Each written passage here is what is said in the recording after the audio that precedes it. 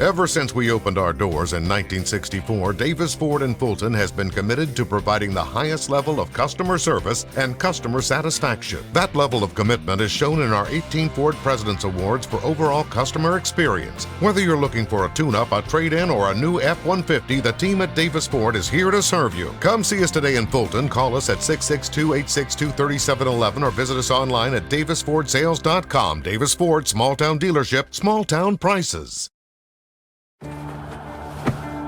Today tastes like a home game, like a huddle. Tastes like we're bringing the heat, and like a front row seat.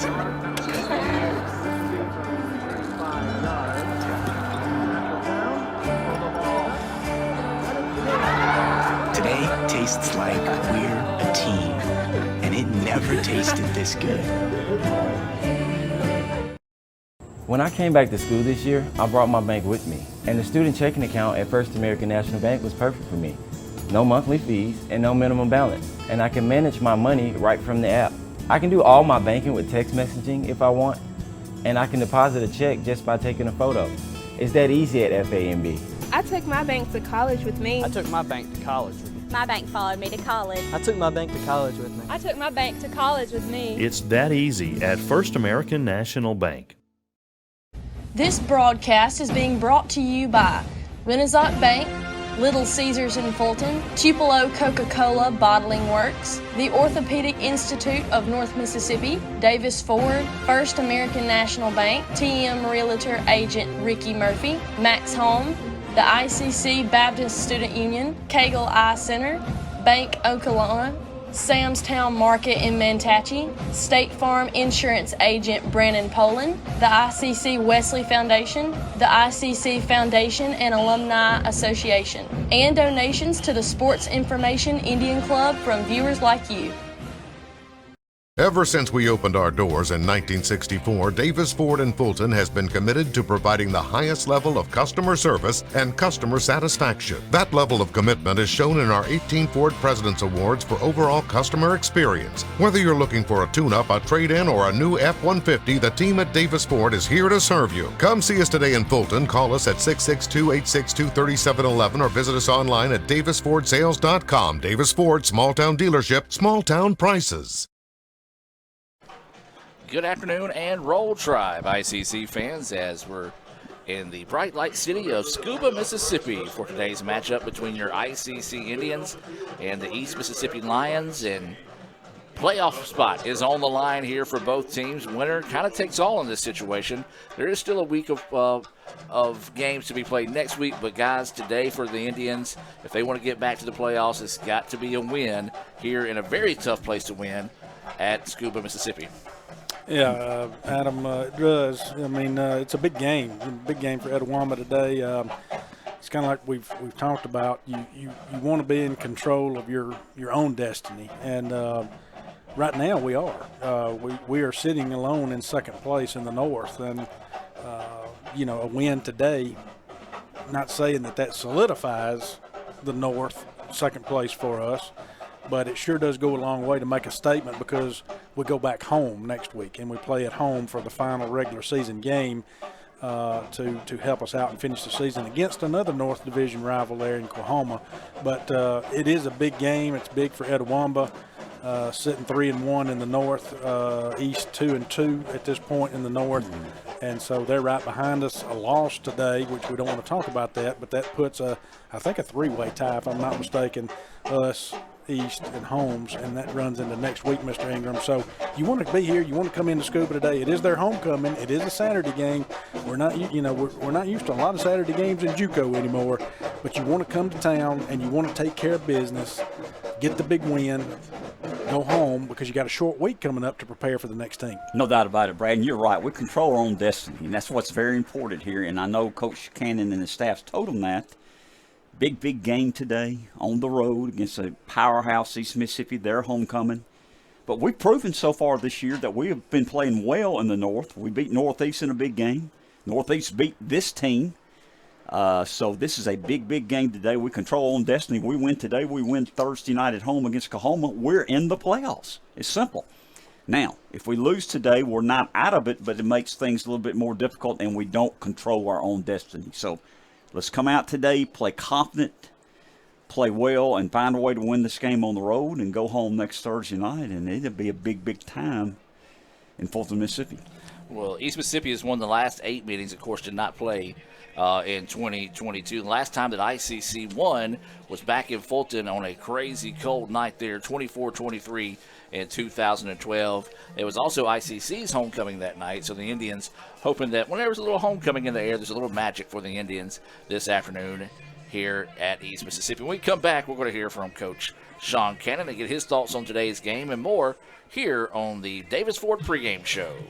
Ever since we opened our doors in 1964, Davis Ford in Fulton has been committed to providing the highest level of customer service and customer satisfaction. That level of commitment is shown in our 18 Ford President's Awards for overall customer experience. Whether you're looking for a tune-up, a trade-in, or a new F-150, the team at Davis Ford is here to serve you. Come see us today in Fulton. Call us at 662-862-3711 or visit us online at davisfordsales.com. Davis Ford, small town dealership, small town prices.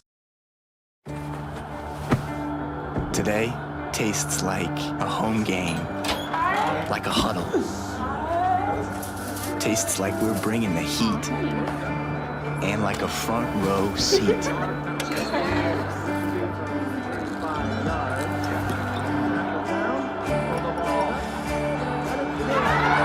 Today tastes like we're a team, and it never tasted this good. First American offers online and mobile banking features to make your banking experience easy and safe. Remember your purchases by attaching to the transaction a photo of the item or receipt. At FANB, you'll get that hometown feel with a high-tech touch. First American offers online and mobile banking features to make your banking experience easy and safe. Use the P2P feature to safely send money to any person, anywhere. At FANB, you'll get that hometown feel, but with a high-tech touch.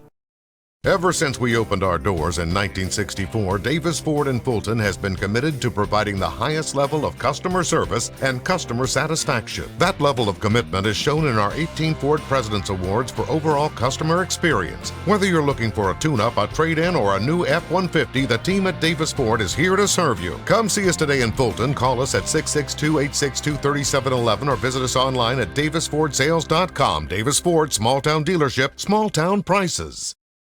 And welcome back to the Davis Ford pregame show. We are now joined by head coach Sean Cannon. Sean got a little longer week to prepare with a Saturday game this week. So let's talk about this week's preparation, getting ready for East Mississippi and having that extended time. How's that help for today's game? Yeah, you never really want these long weeks during the first of the year as a coach, but if they come toward the end, it's not too bad of a different schedule, but we try to stay on the same practice routine as far as treating a Monday as a day after the game, a Tuesday as a Sunday practice, and on and on and on through the week. So your Friday, preparation is almost like your Wednesday day for a Thursday game. And so, but it did give the kids a little chance to get off and come at a good time. We had some that are banged up, and get those extra few days off the weekend and kind of get healed up and things. So. Now what's the drawback? I turn around and play a short week after, you go from a Saturday to a Thursday, but, being the last few weeks of the season is not as bad on the coach. So, but they would give the kids off, like I said, a couple days and get back to work first of the week. Okay, well, real quickly, now, we did have an afternoon game earlier this year on a Thursday, and we had talked about, some of these kids had probably never played in daylight before. Is there some advantage to having that earlier game this year against Delta that will help these guys get ready for Saturday? Yeah, but probably not as much now because on a Saturday, because, not having to get up and, gone from school, you got that Friday that we're off of school, so they'll have a chance to kind of sleep in and then come through a normal Friday walkthrough, and then we'll have to get up not as early and leave as early, but because the trip is not as long as what we took, but getting out of campus at around 9 o'clock and then eating your pregame at 10, and that's kind of the biggest thing as coaches. Like, well, really, what do you eat? You can't really eat a hamburger steak and mashed potatoes at 10, and so you kind of have to get a little mixture of. Get kind of breakfast and lunch and that type thing, but 2 o'clock on a Saturday is that's kind of the college football day, so I don't think it's going to be as much as that Thursday game is going on. Okay, well, it's a big game today. Got going down. Face a good football team as always. Anytime you travel scuba, it's definitely can be a dogfight. So let's talk about East Mississippi. What some of the challenges they bring on that offensive side of the ball. Yep, spread the ball around. You look at their top 8, 10 receivers. I mean, they're in. I think their 8th, 10th guys got 20-something catches. They've got a 40 guy, 29, 21, 20. You go down, and so they spread the ball around a good bit. The receiver Miller, he's kind of their leading guy. The running backs, have done a good job running the ball. They pretty much spread those carries around. There's not a dominant guy that's got 150 carries and other guy's only got 20. And so they play a lot of players on offense. But they don't have any tight ends, so it's 4 receiver set every time. Sometimes 5 and. Quarterback, both those guys complement each other. The 12 has come in as lately and kind of been the starter. They'll bring 2 in. 2 came in last week against Northeast and move their offense down the field. But anytime you go play there, especially on a Saturday, all the pomp and circumstance, the smoke and the line roaring on the jumbotron and all that stuff. That's the thing I've told the kids is. We can't fall into that part of it. That this is a football team that's, 4-3, and we got a chance to keep our playoff hopes alive by trying to get a win against these guys. Okay, well, let's talk about their defense and what kind of challenges they're going to provide for offense. I know they got a guy who's one of the top tacklers in the nation, so just talk about some of those challenges and how we're going to try to overcome it today. Yeah, defensive line, typically they've had NFL players there before, and I've told the kids, I said, look, I played against, coached against those guys that, they're still playing in the league, and they're long and athletic, and, not a lot of girth like they've always kind of had. They're not real heavy on the D-line where they used to have those 300-pounders and 280s and 290s. They're not as big, but they move around. The new defensive coordinator this year, and so they're playing a little bit more different coverages than what they've done, and so. We've got to be able to change up some things formation-wise and, get them to thinking a little bit, get them out of gaps and get out of place. And the people that's had the success against them this year has done that offensively to them. Now, you go to 4 receiver sets, that's what they practice against every day, in the springtime and the summer. And so they're used to defending those types of sets. We kind of did a little breakdown of the big plays they've given up. It's not much out of 4 receivers. They're kind of built for that type of offense. So we've got to be able to, to take advantage of some hopefully some mismatches, get them out gapped and out manned and outlined, and so we can hit those open holes. Okay, now you mentioned the playoff race here, very big, crucial North Division game today. Talk a little bit about how you've the mindset of your guys and what you've been preaching to them all week to get them ready for this key game. Well, you never want to say that, your North Division is North Division, South is South. When you play out of division, it does matter. It come down to that in 17. We had equal records between us, Northwest and East Mississippi. They took those 2 because we were 7-2, whatever it was, and they had a better North versus the South opponents than we did. So when it comes down to tiebreaker rules, yes, it does matter. But you look at the standings right now. We're sitting at 3-1, sole possession of number 2. You've got teams that still have left to play that could even knock them down another loss in the division. And I told them, I said, look, guys, they're not taking a playoff team with 3 losses. I said that's never happened. I said, so you win, you still set yourself up to be in the playoff hunt. We're sitting at 3-1. All of our division games are done. I think there's 2 teams left that still have to play a non-division game. So some of them guys are going to finish up this week with their, with their division schedule. So now you got to have help in this and that. But you look at who we've beaten. We've got head-to-head against this team, head-to-head against that team. We beat them. We control our own destiny. I said, I don't know whatever. I said, we've not been in this position in a long, long time. So, I said, that there it goes in front of you. All right, Coach. Well, let's go ahead and move into the Bank Okolona Keys to Victory Day against East Mississippi. Yep, wrote these up here Monday when we team met. I wrote the standings up there, and I put here's our keys to victory. I put KTV. Mistake-free football. Last week against Hines, had made too many mistakes. Can't turn the ball over. Can't expect to win if you turn the ball over 5 times. Don't care if you're the Dallas Cowboys playing, Kalamazoo Junior High. It's never a formula for success if you turn the ball over. I said we got to play mistake-free football.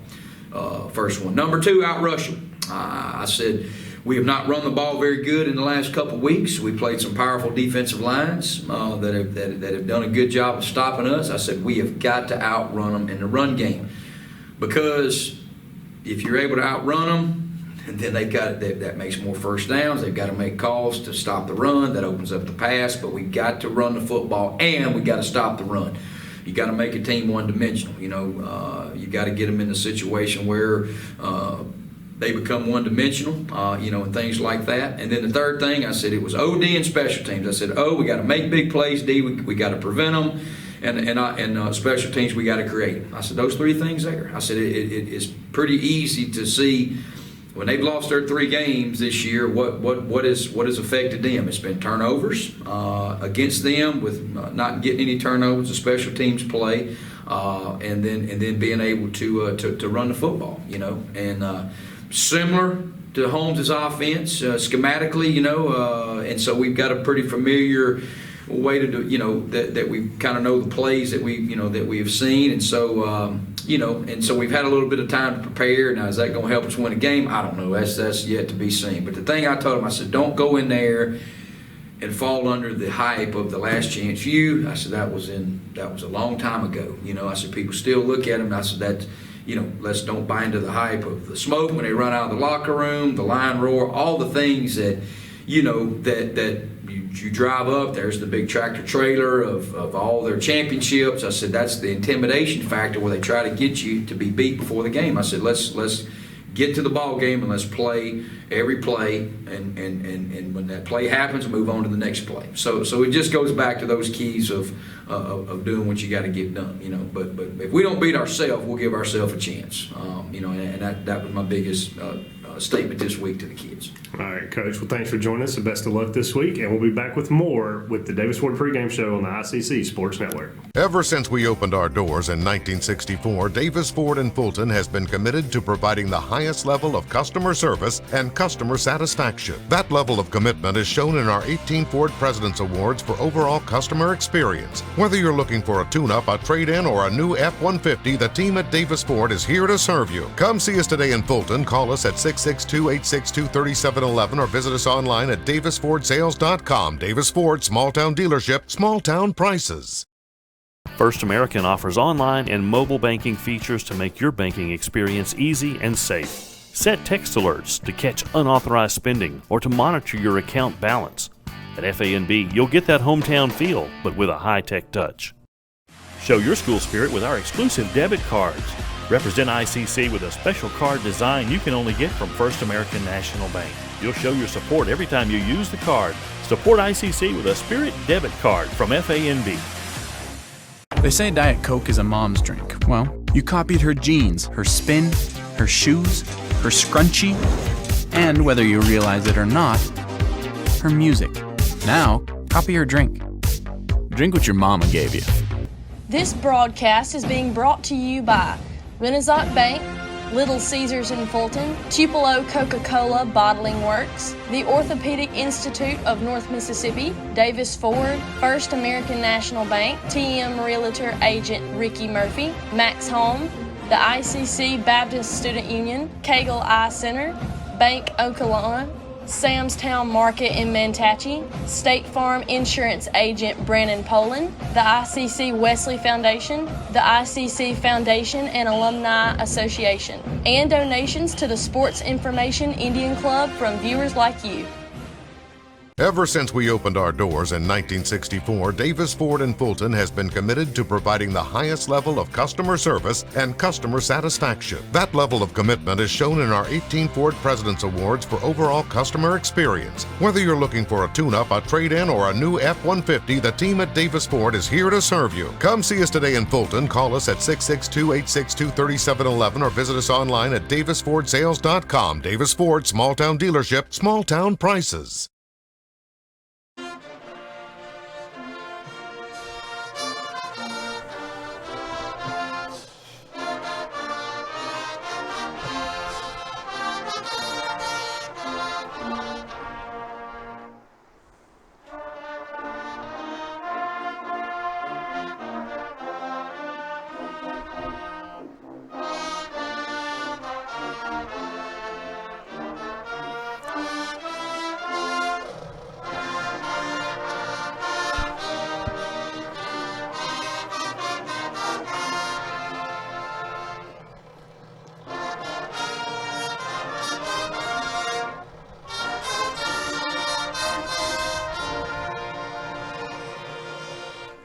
And welcome back to the Davis Ford pregame show as we're just about 9.5 minutes away from that First American National Bank opening kick. We just heard from Coach Sean Cannon, his thoughts on the games, and also his Bank Oklahoma keys to victory.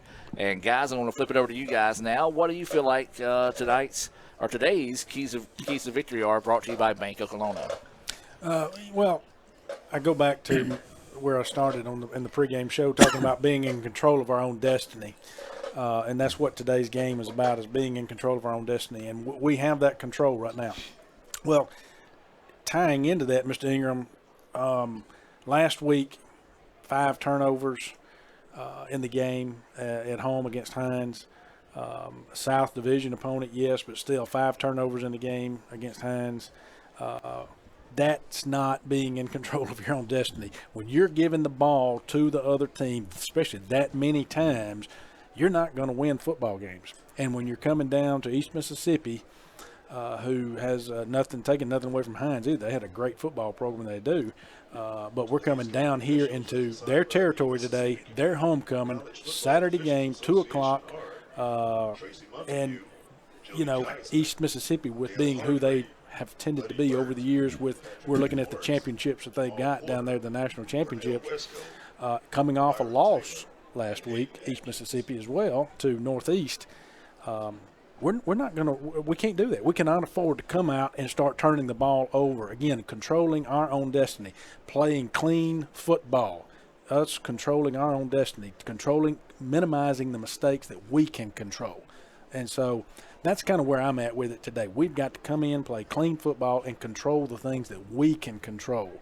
We can't control, like Coach Cannon talked about, the smoke, the tiger roar, all of that type of stuff. We can't control all that. The things that we can control is what we need to take advantage of today, focus on, and just come out and play a clean football game like I know we've played this year, and I have seen in that team. I think we can do it, but we got to come out and do it. You're right, Brad. You can't get caught up in the pageantry of playing East Mississippi, a national powerhouse in the past. Their homecoming at their field.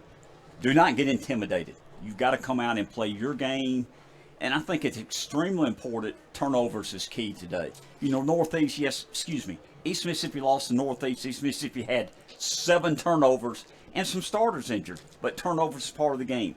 We cannot have 5 turnovers today and expect to win.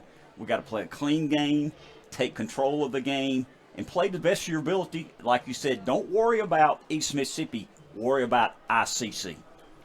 And that is your Bank Oklahoma keys to victory through the eyes of Dr. Brad Boggs and Mr. Jim Ingram. We're about 6.5 minutes away from that First American National Bank opening kick here from Scuba. ICC versus number 14 East Mississippi here on homecoming for East Mississippi.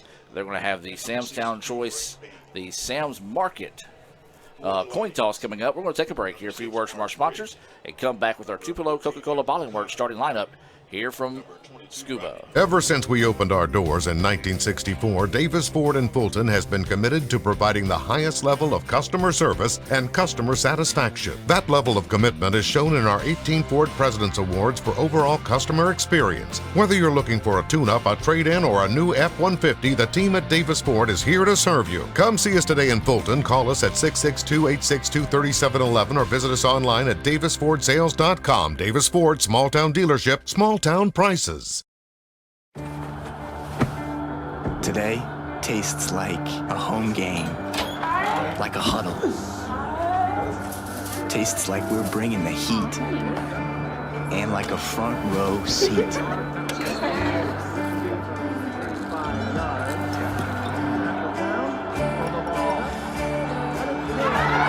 Today tastes like we're a team, and it never tasted this good. First American offers online and mobile banking features to make your banking experience easy and safe.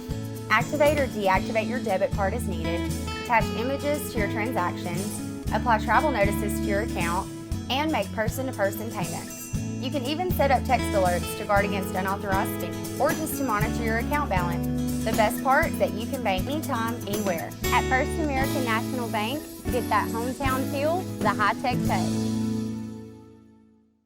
Ever since we opened our doors in 1964, Davis Ford in Fulton has been committed to providing the highest level of customer service and customer satisfaction. That level of commitment is shown in our 18 Ford President's Awards for overall customer experience. Whether you're looking for a tune-up, a trade-in, or a new F-150, the team at Davis Ford is here to serve you. Come see us today in Fulton. Call us at 662-862-3711 or visit us online at davisfordsales.com. Davis Ford, small-town dealership, small-town prices. And welcome back to the Davis Ford pregame show. 4 minutes away from that First American National Bank opening kick here between ICC and number 14 East Mississippi. And Mr. Jim, I know you got some of those Tupelo Coca-Cola Bottling Works starters in front of you there for the Indians. So let's go ahead and look at today's projected starting lineups. Thank you, Adam. And projected starters today, Carson Green will start at quarterback. We've got Eric Watts and Brooks at running back, our two leading rushers. At wide receiver, starting today, we'll play multiple wide receivers, but starting today, Nick Fortune, Zay Davis, and Zaria Smith, who leads us in catches this year. Offensive line's intact. Parker Little, Eddie Lewis, Frank Beam, Zamarian Tucker, Quadarius Hodges, a veteran offensive line starting today. For our defense, Jalen Rush at defensive end, Chris Rogers at defensive end, Will Spain, your nose guard. We got 8 linebackers that play a lot of snaps, and 6 out of our 7 leading tacklers are our linebackers. Starting today, Brandon Fairley, Josh Pack, Phil Oliver at linebacker along with Antonio Thompson. Your secondary, Mosley at cornerback, Justin Davis at cornerback, Darian Hobbs, your second leading tackler at free safety, and Elijah Wadley at strong safety. Special teams, Bryce Nixon punting, Shane Lasher kicker, and Wade Kenyon your long snapper. And those are your Tupelo Coca-Cola Bottling Works starting lineups here for your Indians. ICC and Coke. Now that's a winning combination. Well, I know there's just a few other football games going on throughout the country today, and all of the people are watching this one on the ICC Sports Network. Nothing going on Peacock right now whatsoever. But, Brad, I know you got some scores from around the country. Yeah, I'm going to tell you what, for those interested, and you may be watching it at home, I know it's on ABC, but Clemson now has come back in the fourth quarter. They're up 22-21 on Syracuse. Wow. So that's a heck of a game going on right now. There's 11 minutes, 26 seconds left, what I'm showing. Tennessee taking care of business with UT Martin, 58-14 after that big win last week against the Crimson Tide. Of course, as we know, Mississippi State takes on the Crimson Tide later today at 6. Found a statistic that was interesting on that. I heard this week State seems to play Alabama. Now, Nick Saban doesn't lose much, but for some reason State catches them after they do lose more than any other team, SEC team. So I think it's 5 times. And then, of course, you got Cincinnati, another ranked team. They're beating SMU 29-14 currently in the fourth quarter. Ohio State also in the fourth, up 47-10 on Iowa. And I know, too, Adam and Mr. Ingram, a lot of Rebel fans eagerly waiting this 2:30 kickoff. Ole Miss at LSU coming up. It is a day game in Baton Rouge. Those Baton Rouge fans don't like those day games. They want the night game. So it's going to be interesting to see what Lane Kiffin and crew do down there here shortly. And you've got an update there, Adam, on the Irish. Yeah. UNLV just scored, so it's 10-7 Notre Dame with like 9:15 to go in the first quarter. So that's the only reason why you brought that one up. Just good song score. Adam, let's say this, and Brad, we appreciate you doing those scores. Clemson changed quarterbacks, and the backup quarterback came in and got the 2 scores in the fourth quarter. He's making a difference right now for Clemson. And so East Mississippi will kick things off here to start the contest. Clouds have moved into the area, so we know the fans are loving that. A beautiful day for football here this Saturday. Or excuse me, actually it'll be ICC because they won the toss, deferred to the second half. So ICC will be kicking things off here to start the contest. Indians with the blue helmets, white jerseys, blue pants. East Mississippi white hats, black jerseys, and white pants. ICC will be kicking it right to left on your TV screen. I like the look. I like our uniforms. Yep. And hey, this is the most important game today. It is. ICC and East Mississippi. So getting set for this kickoff. It's on its way. It's a low line drive kick angled towards the side, and it's going to go into the end zone. And so now the ball will come out, and East Mississippi will have it 1st and 10. Yeah, good start right there. I like that. Again, no return from East Mississippi, and so I think they were hoping it might take a hit and go out of bounds, but took a good Etowamba roll there and went out of the back of the end zone. So East Mississippi, Mr. Ingram here, got the football starting on the 25. Let's see how this Etowamba defense responds here on this first series. No doubt, and the starting quarterback is Eli Anderson, the freshman from the Neshoba Central High School outside of Philadelphia, starting quarterback for East Mississippi Lions. They empty the backfield. They are going to go to the running back. And, oh, my goodness. Oh, my goodness. You talking about a tone setter with that hit. Antonio Thompson. My goodness. And they were trying to block him out there, that same scheme that we've seen it all year. Now, that's a loss of 5 there, Mr. Ingram, but he wasn't having anything to do with that block. What a hit. What a start for the ICC Indians. So 2nd down and 15, pretty much going to run the same play this time. The Indians are ready for it. And a gain of maybe 1, possibly 2 on the play. And you said it, Brad, good coverage there by the Indians. Yeah, fantastic start right there. Again, now, let's not get over ourselves. It's 3rd down right here. We've got to be big on 3rd downs in this game, okay? We've got to be big. This is the time right now to get off the field. 3rd down and 12 here for the Lions. 14 minutes and 5 seconds to go here in the first quarter. Plenty of time to throw. Zips it down the field. Is caught. And that will move the chains. And credit that offensive line there, guys. They gave the quarterback more than enough time to throw the ball downfield. They did. He knew where he was going from the start, too. I saw the route he was running, just kind of a little post route there, a little short post through the middle. And so, again, he knew where he was going, and he got the man open. And this time it's going to be a handoff to the running back in the backfield. That's going to be number 4, McGowan, on the carry. And a solid pickup there on 1st down. Break up a 2nd down and about 3 or 2 to go after a gain of 8. Yeah, now they're running a hurry-up type offense. This time they're going to pass out again. Gets a good seal block around the corner. Slips a tackle. And it's going to be caught by the foot and eventually brought to the ground. But that will move the chains again. So credit East Mississippi. ICC came out on that first play. 2 big stops, but then have settled in and is running this fast-paced offense. So it'll be a 1st down and 10 here for the Lions. And again, a little quick out pass and blocked much better this time. And again, another big pickup there on 1st down. No doubt about it, Adam. They're picking us apart, throwing these little swing passes. We're in the first quarter. 13 minutes left in the first quarter. East Mississippi moving the ball. Got the ball on our 39-yard line. I think that's 2nd down and 2, if I'm not mistaken. So it is 2nd down and 2 here for the Lions. Same play. This time ICC reads a little bit better, but misses a tackle, then misses another one. And East Mississippi takes advantage as they move the ball near the 25-yard line. Looks like they're going to mark it to the 26, but that will move the chains. Hey, you said it perfectly. They're taking advantage because what we did is we had 2 missed tackles there. That's critical. We cannot afford to do that today. So another 1st down here for the Lions as the ball is at the 26. Time to throw. Loads up. Got a man looking to the corner of the end zone. Diving catch, and it's in there for a touchdown. He had all day. There was no pass rush from Etowamba up front. Had plenty of time to sit back there and throw in the pocket. Good throw right there. The DB never knew. He was kind of beat a little bit, but there again, the pass was thrown over the DB. DB never turned around, Mr. Ingram. Good catch. Brad, it wasn't bad coverage. He had all the day in the world. As a matter of fact, he looked off 2 receivers. That was his 3rd receiver he went to. Give East Mississippi credit. Duke Miller on the touchdown catch. The kick is up, and the kick is good. East Mississippi drives down and takes a 7-0 lead here on the opening drive of the contest. We'll take a break and be back with more right after this on the ICC Sports Network. Everyone has a unique story to tell. Maybe your story has you performing your new song in front of a crowd, getting to play your favorite sport, or enjoying a horseback ride in the country.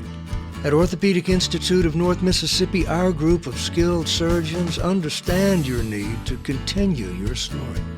That is why we are the preferred choice for orthopedic care. Thank you for choosing us. Our story is you. Orthopedic Institute of North Mississippi.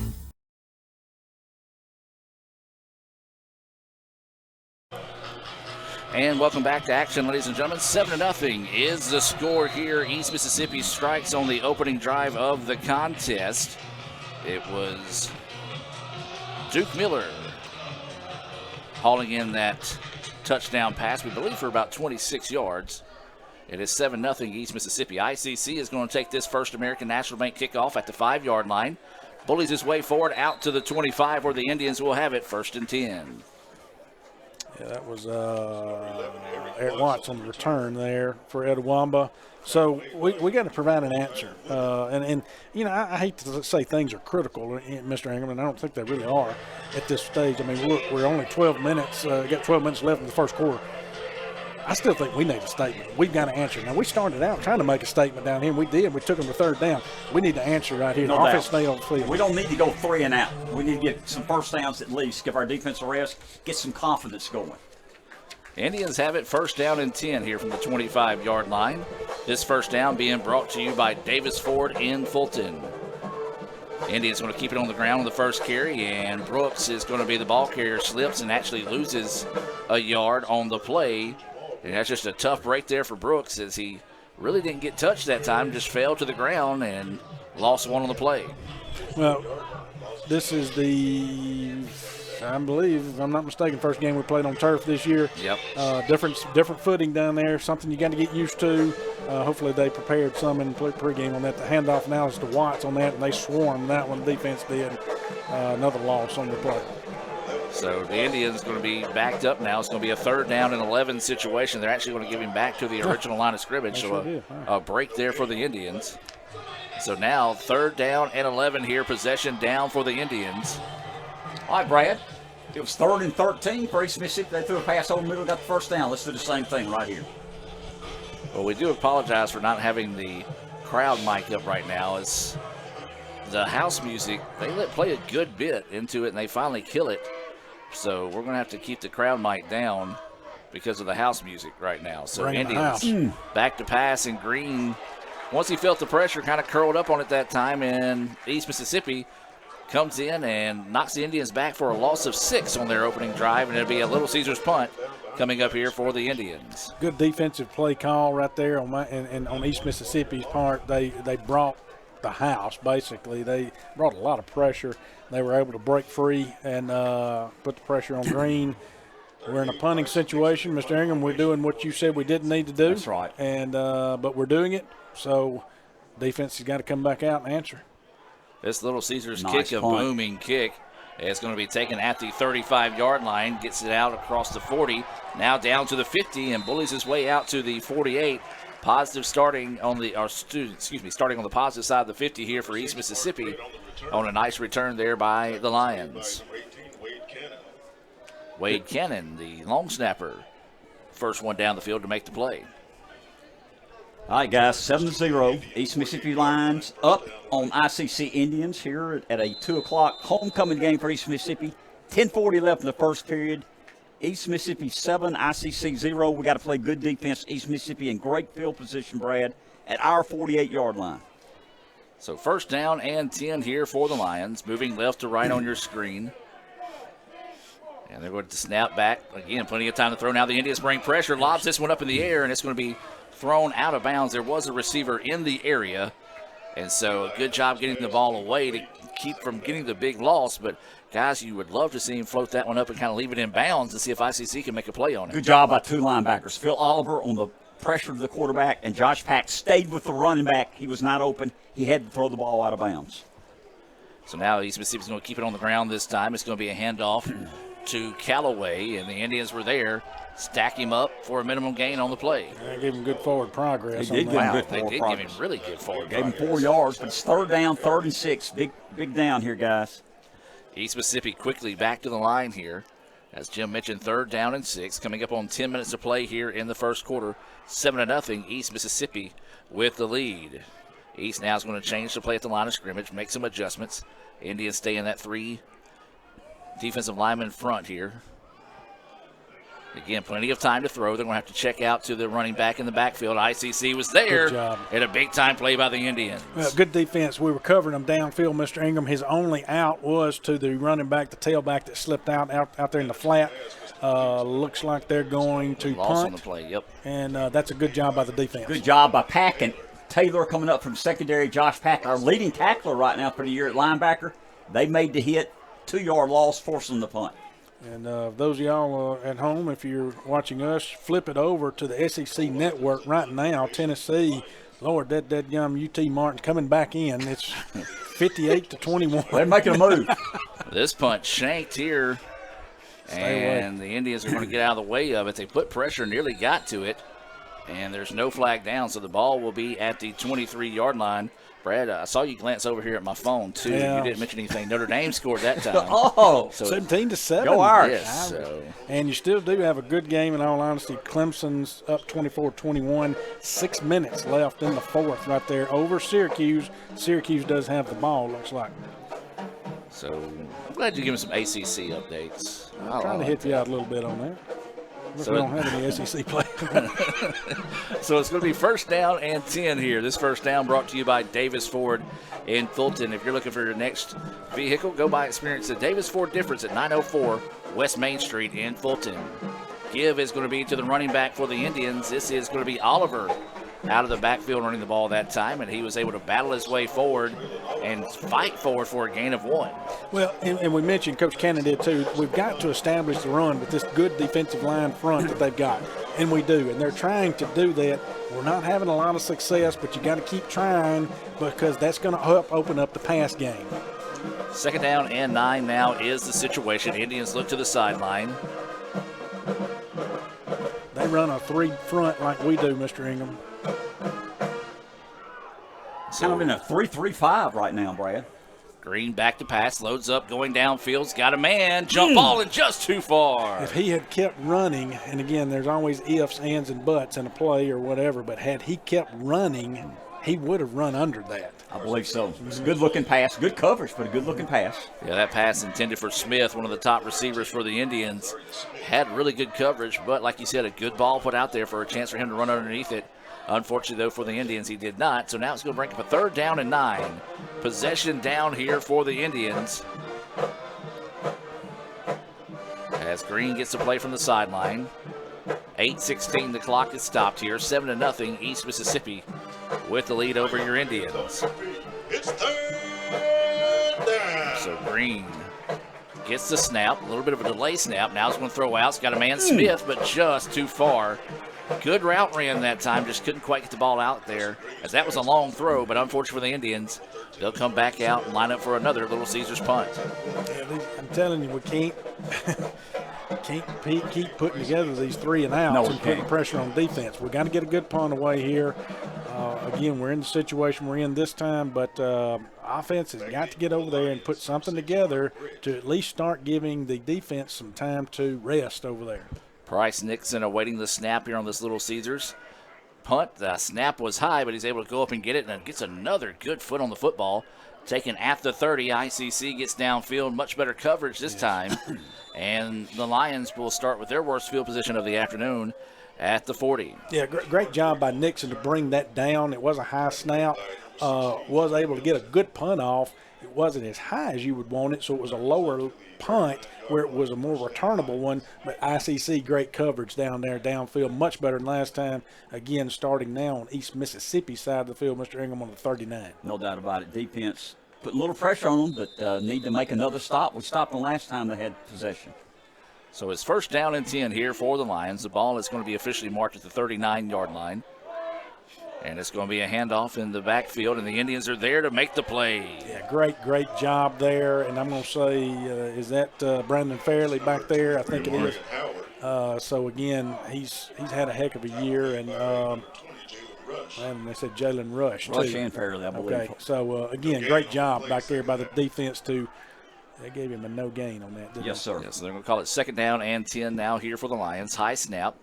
Plenty of time to throw, thinking about running. Now the Indians come up and put another lick on the quarterback. Great job there, too, Mr. Ingham, because we had good coverage, pass coverage. No doubt about it. Chris Rogers and Jason Bush, the big nose guard, made the hit there, guys. 2 good plays, a loss of 2 yards, 3rd and 12. Need to stop them right here.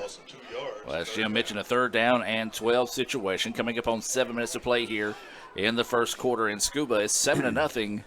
East Mississippi with the lead. Lions get the snap. Indians show a delayed blitz, throw over the top, and they're going to get it. That'll be offensive pass interference. Don't see a flag, but I'm with you. It looked like he might have got away with a little bit of a push right before he released back on the route. So a tough break there for the Indians. A back shoulder throw. Give the quarterback and wide receiver credit. They might have had a little offensive interference, but give East Mississippi credit. You got the first down. The ball's on our 44-yard line. We're in the first quarter, 6:50, 7-0 East Mississippi. We got an injury timeout, not for a player, but for an official on the sideline over here. Is they're going to check on him and make sure he's okay as they're talking to him on the sideline. And Brad, you got any other scores around the country or anything like that right now? Well, I do. Still looking at a 24-21 game there with Syracuse and Clemson. Ohio State's up 54-10, still in the fourth there, time ticking down. Well, again, I'm telling you, y'all flip over SEC Network. It's getting good over there in Knoxville, 65-21. Folks, if you're tired of listening to us already, go on over there to the SEC Network. And then, of course, Cincinnati, number 21 team, holding on 29-20 over SMU in the fourth. And Ole Miss and State are not behind yet, are they? No, neither one of them are behind. So after that timeout for the official, the Lions get back in there. ICC stacks them up at the line of scrimmage. And a big play there for the defense for the Indians. They've been getting it done. It's just been that third down that's kind of just haunted the Indians today. You said it. Just the same thing I was thinking. The third down right now play is what has hurt us today thus far. That's what's hurt us, Mr. Ingram. No doubt about it. Good job, our linebackers. And Travion Smith coming up, making the stop. 2nd and 10. Looking to pass. Now they're going to run a little bubble screen. And the Indians were there for a second. Had him wrapped up the line of scrimmage, but just couldn't quite bring Chambers to the ground, and he picks up a solid pickup there to make it a third down and manageable situation. Let's call it a 3rd down and 5 here for the Lions. And this is going to be a free play here, and they're going to load up and go to the end zones. Got a man, and just through his hands there. Big time break for the Indians. Yeah, Indians jump there. That's going to give them a first. First down, I believe. It's going to be very close, but I believe it's going to be a first down. To be first down from our 34-yard line. First quarter, 5:53 left in the first quarter. Line 7, Indians 0. So the officials want to talk this one over. Shouldn't be much of a conversation here. Coach Andy Kirk checking in, giving us the roll tribe. And offsides, defensive contact, number 90, 5-yard penalty, first down. If it's defensive contact, and the play should have not continued. Mm-hmm. That's exactly right. Yeah, good contact point. was made. They should, yeah. But either way it goes, it's still going to result in a first down here for the Lions. They're quickly back to the line of scrimmage here. And they're going to run the flare out, and the Indians read that one nicely. Good job there by Taylor for the Indians coming up and making the play. Yeah, we're sniffing those out. And again, I always say that. Be careful on those. You keep sniffing them out, and that's good on the edge. But be careful because you'll kind of run into a little hitching up, basically a hitch and go type pattern, and where they stop, where we're used to trying to make a move on that, and then they'll go. So just keep your eyes open for that. So 2nd down and 11 after the loss of 1 on the play. And again, going right back to the running back out of the backfield, gets a good block, lowers his head, and my goodness, trucks a couple of Indians and picks up a big-time gain there down the sideline. Yeah, had him as far as initial contact back there, Mr. Ingram had a pretty good stop on him. He had a gain, but we had a good stop. But with his momentum, he was able to push it forward. We do have a 3rd down though. 3rd and 3. 3rd and 3, yeah. And they're going to keep it on the ground this time. The Indians were there, and they're going to get to stop right about the 25-yard line. So it'll be a 4th down and 1 situation coming up here for the Lions. 5 minutes ago here in the first. And, Adam, I don't think they're going to try a field goal. It would be a 42-yarder. Looks like they're going for it, 4th and 1. Big play for the Indians. It is. Yeah, they're going for it. They're keeping the offense on the field. Bringing a little bit of a bigger running back here to the Lions and Howard. Howard's going to get the carry, and he is going to use that size and bully his way forward. Needed 1, got 2 on the play, and that'll move the chains for another first down. So coming up on 4.5 to play here, 7-0 East Mississippi with the lead. Lions quickly toss this one across the way and get out of bounds, and it'll be another solid pickup there on first down.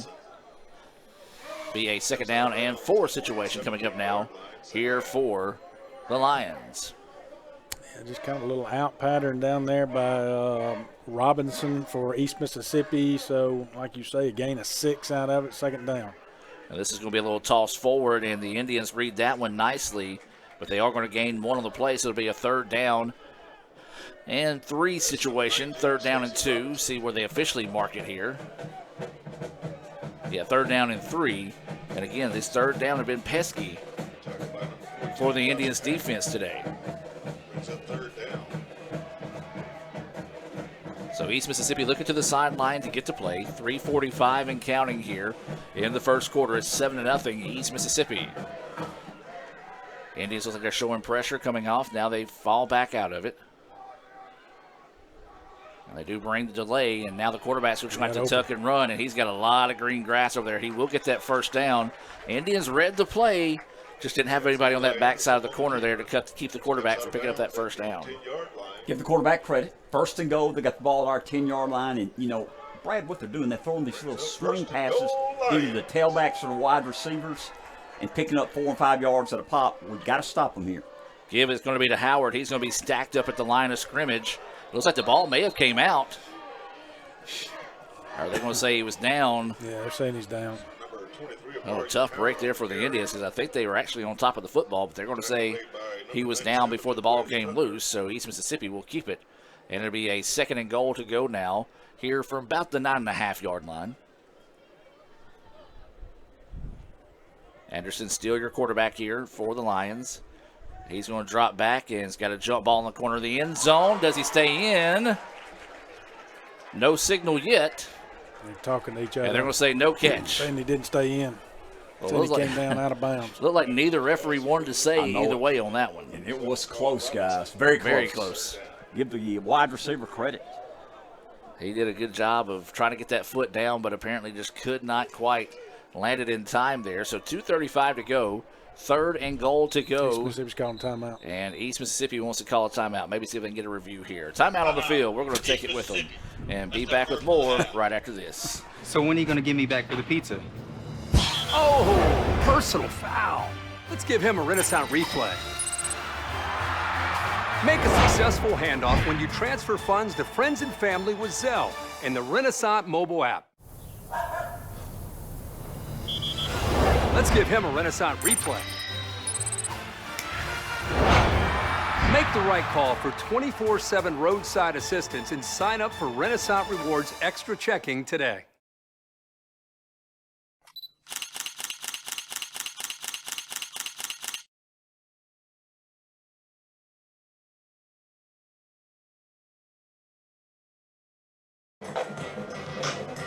And welcome back out of the timeout. ICC trailing East Mississippi 7-0. The Lions call the timeout. Want to get everything squared away here on the offensive end. It's going to be a 3rd down and goal here from the 9-yard line for East Mississippi.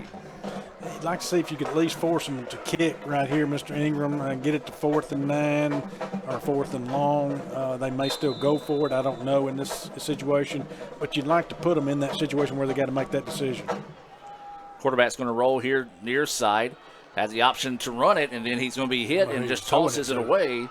And there was a receiver in the area. And, again, great job there by that ICC defense to make it difficult for Anderson. It looks like they are going to send out the kicking unit. So a good job by the defense right there. Again, I go back, and I think we've all said this. The defense has played sound today except for on 3rd. We've given up a few big plays. But as far as going out there and you know, making our presence well known, Mr. Ingram, we've done it on defense. No doubt, and we've been on the field all game in the first quarter. Offense had the ball 6 plays.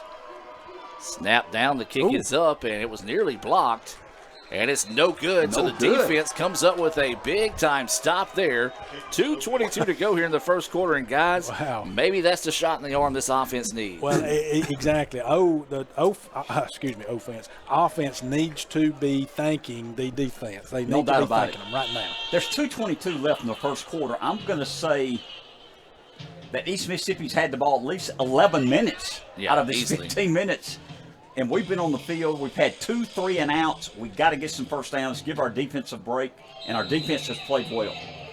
And so it'll be a first down and 10 here for the Indians. This first down being brought to you by Davis Ford there in Fulton, Tab, and all the great folks out there at Davis Ford, proud to sponsor this action here on the ICC Sports Network.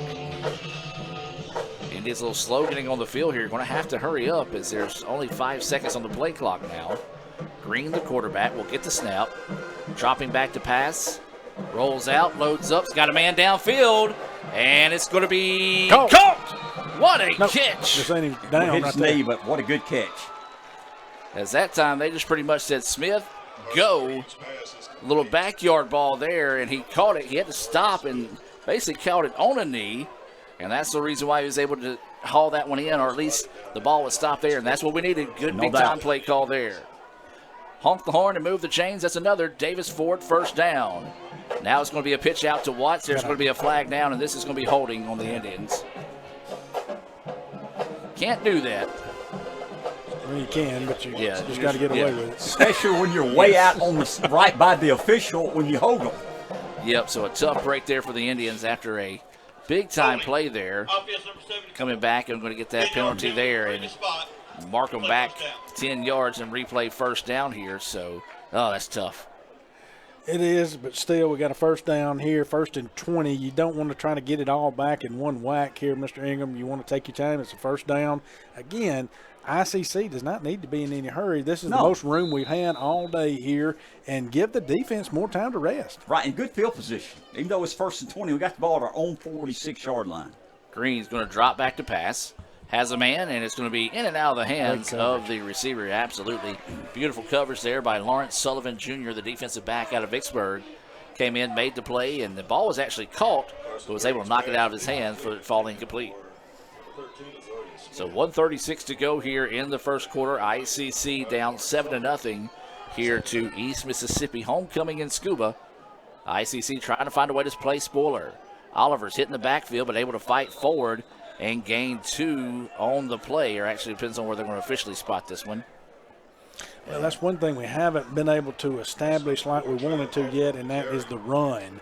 Now we're forced into a passing situation with 3rd and 7. It says 18 on the board. Right. Yeah, 3rd down and 18 here after the gain of 2. There we go. And this is going to be a free play here, so you want to load up and go with this one. And it is going to be a jump ball, and 3 players down there for East Mississippi, and one of them nearly teed off on Smith that time. But it will be an offside, or it should be an offside on the Lions in this case.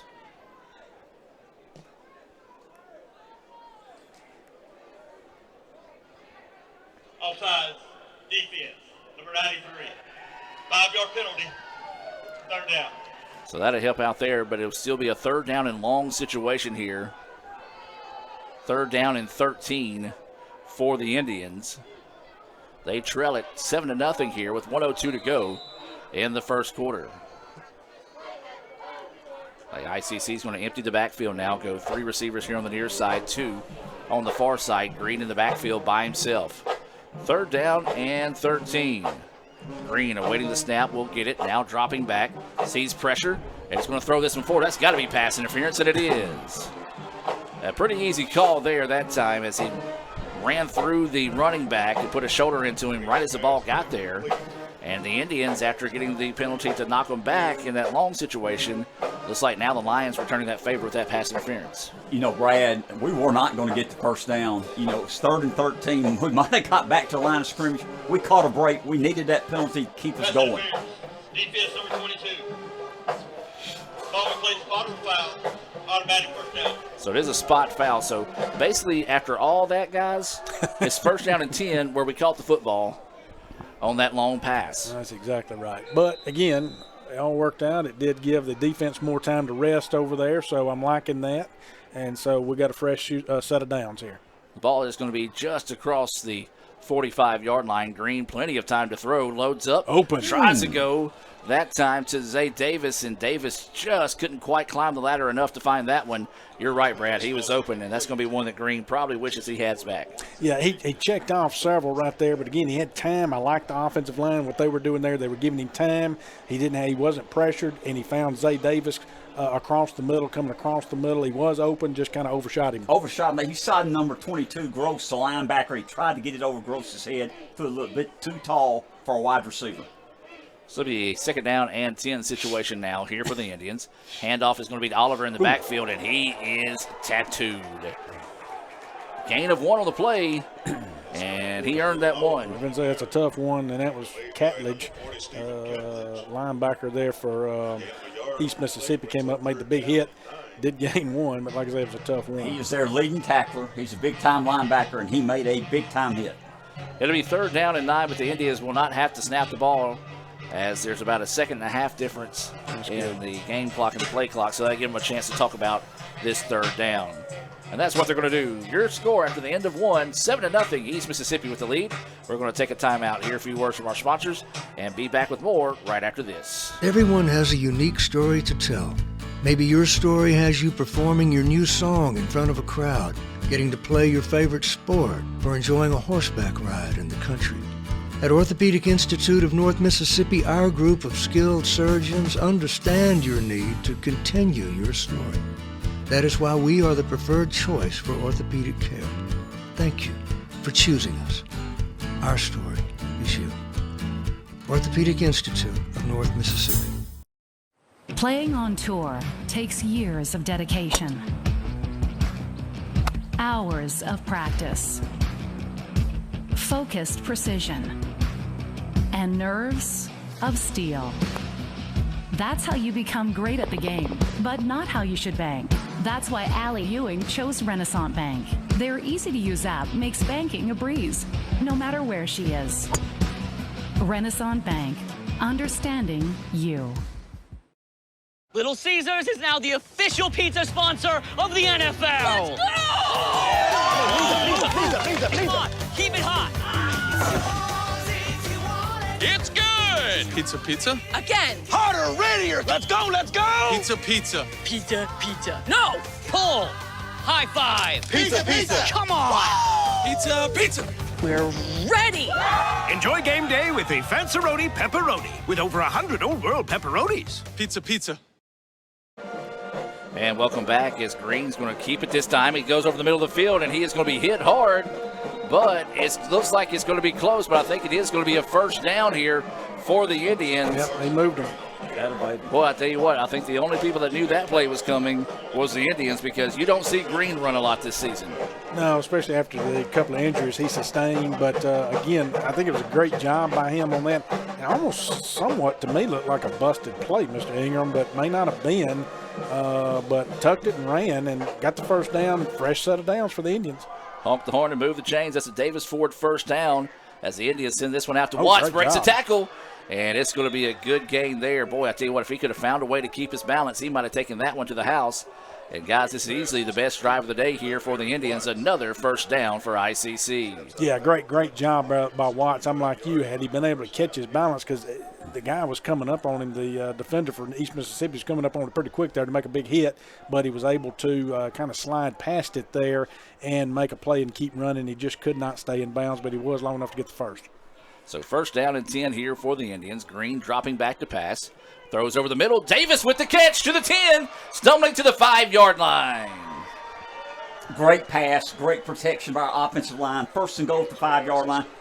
And, Brad, what this does, not only does it give your defense a rest, I'm looking at the defensive players over there. They're watching the game. It gives them confidence. If we score here, tie this game, then our bench is up and we got a chance. So 1st and goal now from the 5-yard line. Indy is with us, going to give to Watts, going to try to cut back to the middle. He's going to be stormed in the backfield, still trying to fight forward, and eventually is going to lose 2 on the play. Credit that East Mississippi defense bowing up and getting after the Indians there. And they've been tough on the run all day with us, and I've said that. And the bad thing about it is, folks, and of course you say, well, why are you still running it? Why are you going to try to run it? You've got to establish a run at some point. Some type of rushing game. Yes, we're doing great throwing the ball, and I'm not saying that was the time, but you do eventually have to establish a running game in this game, or, East Mississippi's just going to play strict pass defense. 3 wideouts. We've got Jamal Brooks playing tight end on this right side. Look for him maybe sneaking out of the backfield.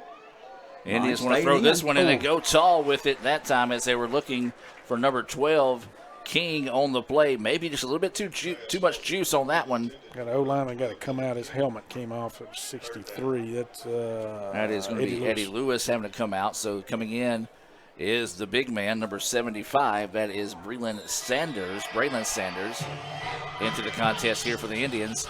3rd down and goal. The ball is at the 7-yard line here for ICC. They trail it 7-0 here with 12:51 to go until halftime. Got one-on-one out here on the edge with 10. That's Nick Fortune. Slant route was batted down, and a good job. I'm with you. It had Fortune one-on-one over there, and actually had won that battle on the cutback on the inside, and just a tough break there for the Indians that they didn't see that one. It looks like they're going to trot out the kicking team here to put some points on the board. Oh, I like that look. I really thought Fortune, he was going to go with Fortune on that one. He had him beat. It was kind of a little quick post pattern there. And but anyway, hopefully the Indians are going to be able to pull 3 out of this. 29-yard field goal attempt here for the Indians. 24 yards. 24 yards. Thank you, Mr. Jim. Yes, sir. Snap's a good one. The kick is up, and the kick is good. Good job. The kick is good. Bryce Nixon, 24 yards. Well, that's what the Indians needed there. They get on the board 7-3. East Mississippi with the lead. 12:41 to go until halftime. We'll take a break and be back with more right after this. Ever since we opened our doors in 1964, Davis Ford in Fulton has been committed to providing the highest level of customer service and customer satisfaction. That level of commitment is shown in our 18 Ford President's Awards for overall customer experience. Whether you're looking for a tune-up, a trade-in, or a new F-150, the team at Davis Ford is here to serve you. Come see us today in Fulton. Call us at 662-862-3711 or visit us online at davisfordsales.com. Davis Ford, small town dealership, small town prices.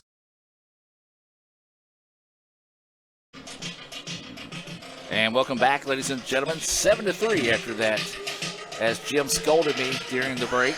He did. 24-yard. I'm glad you're between us today, Brad. I mean, if I'm going to have to break y'all up, I mean, this is ridiculous.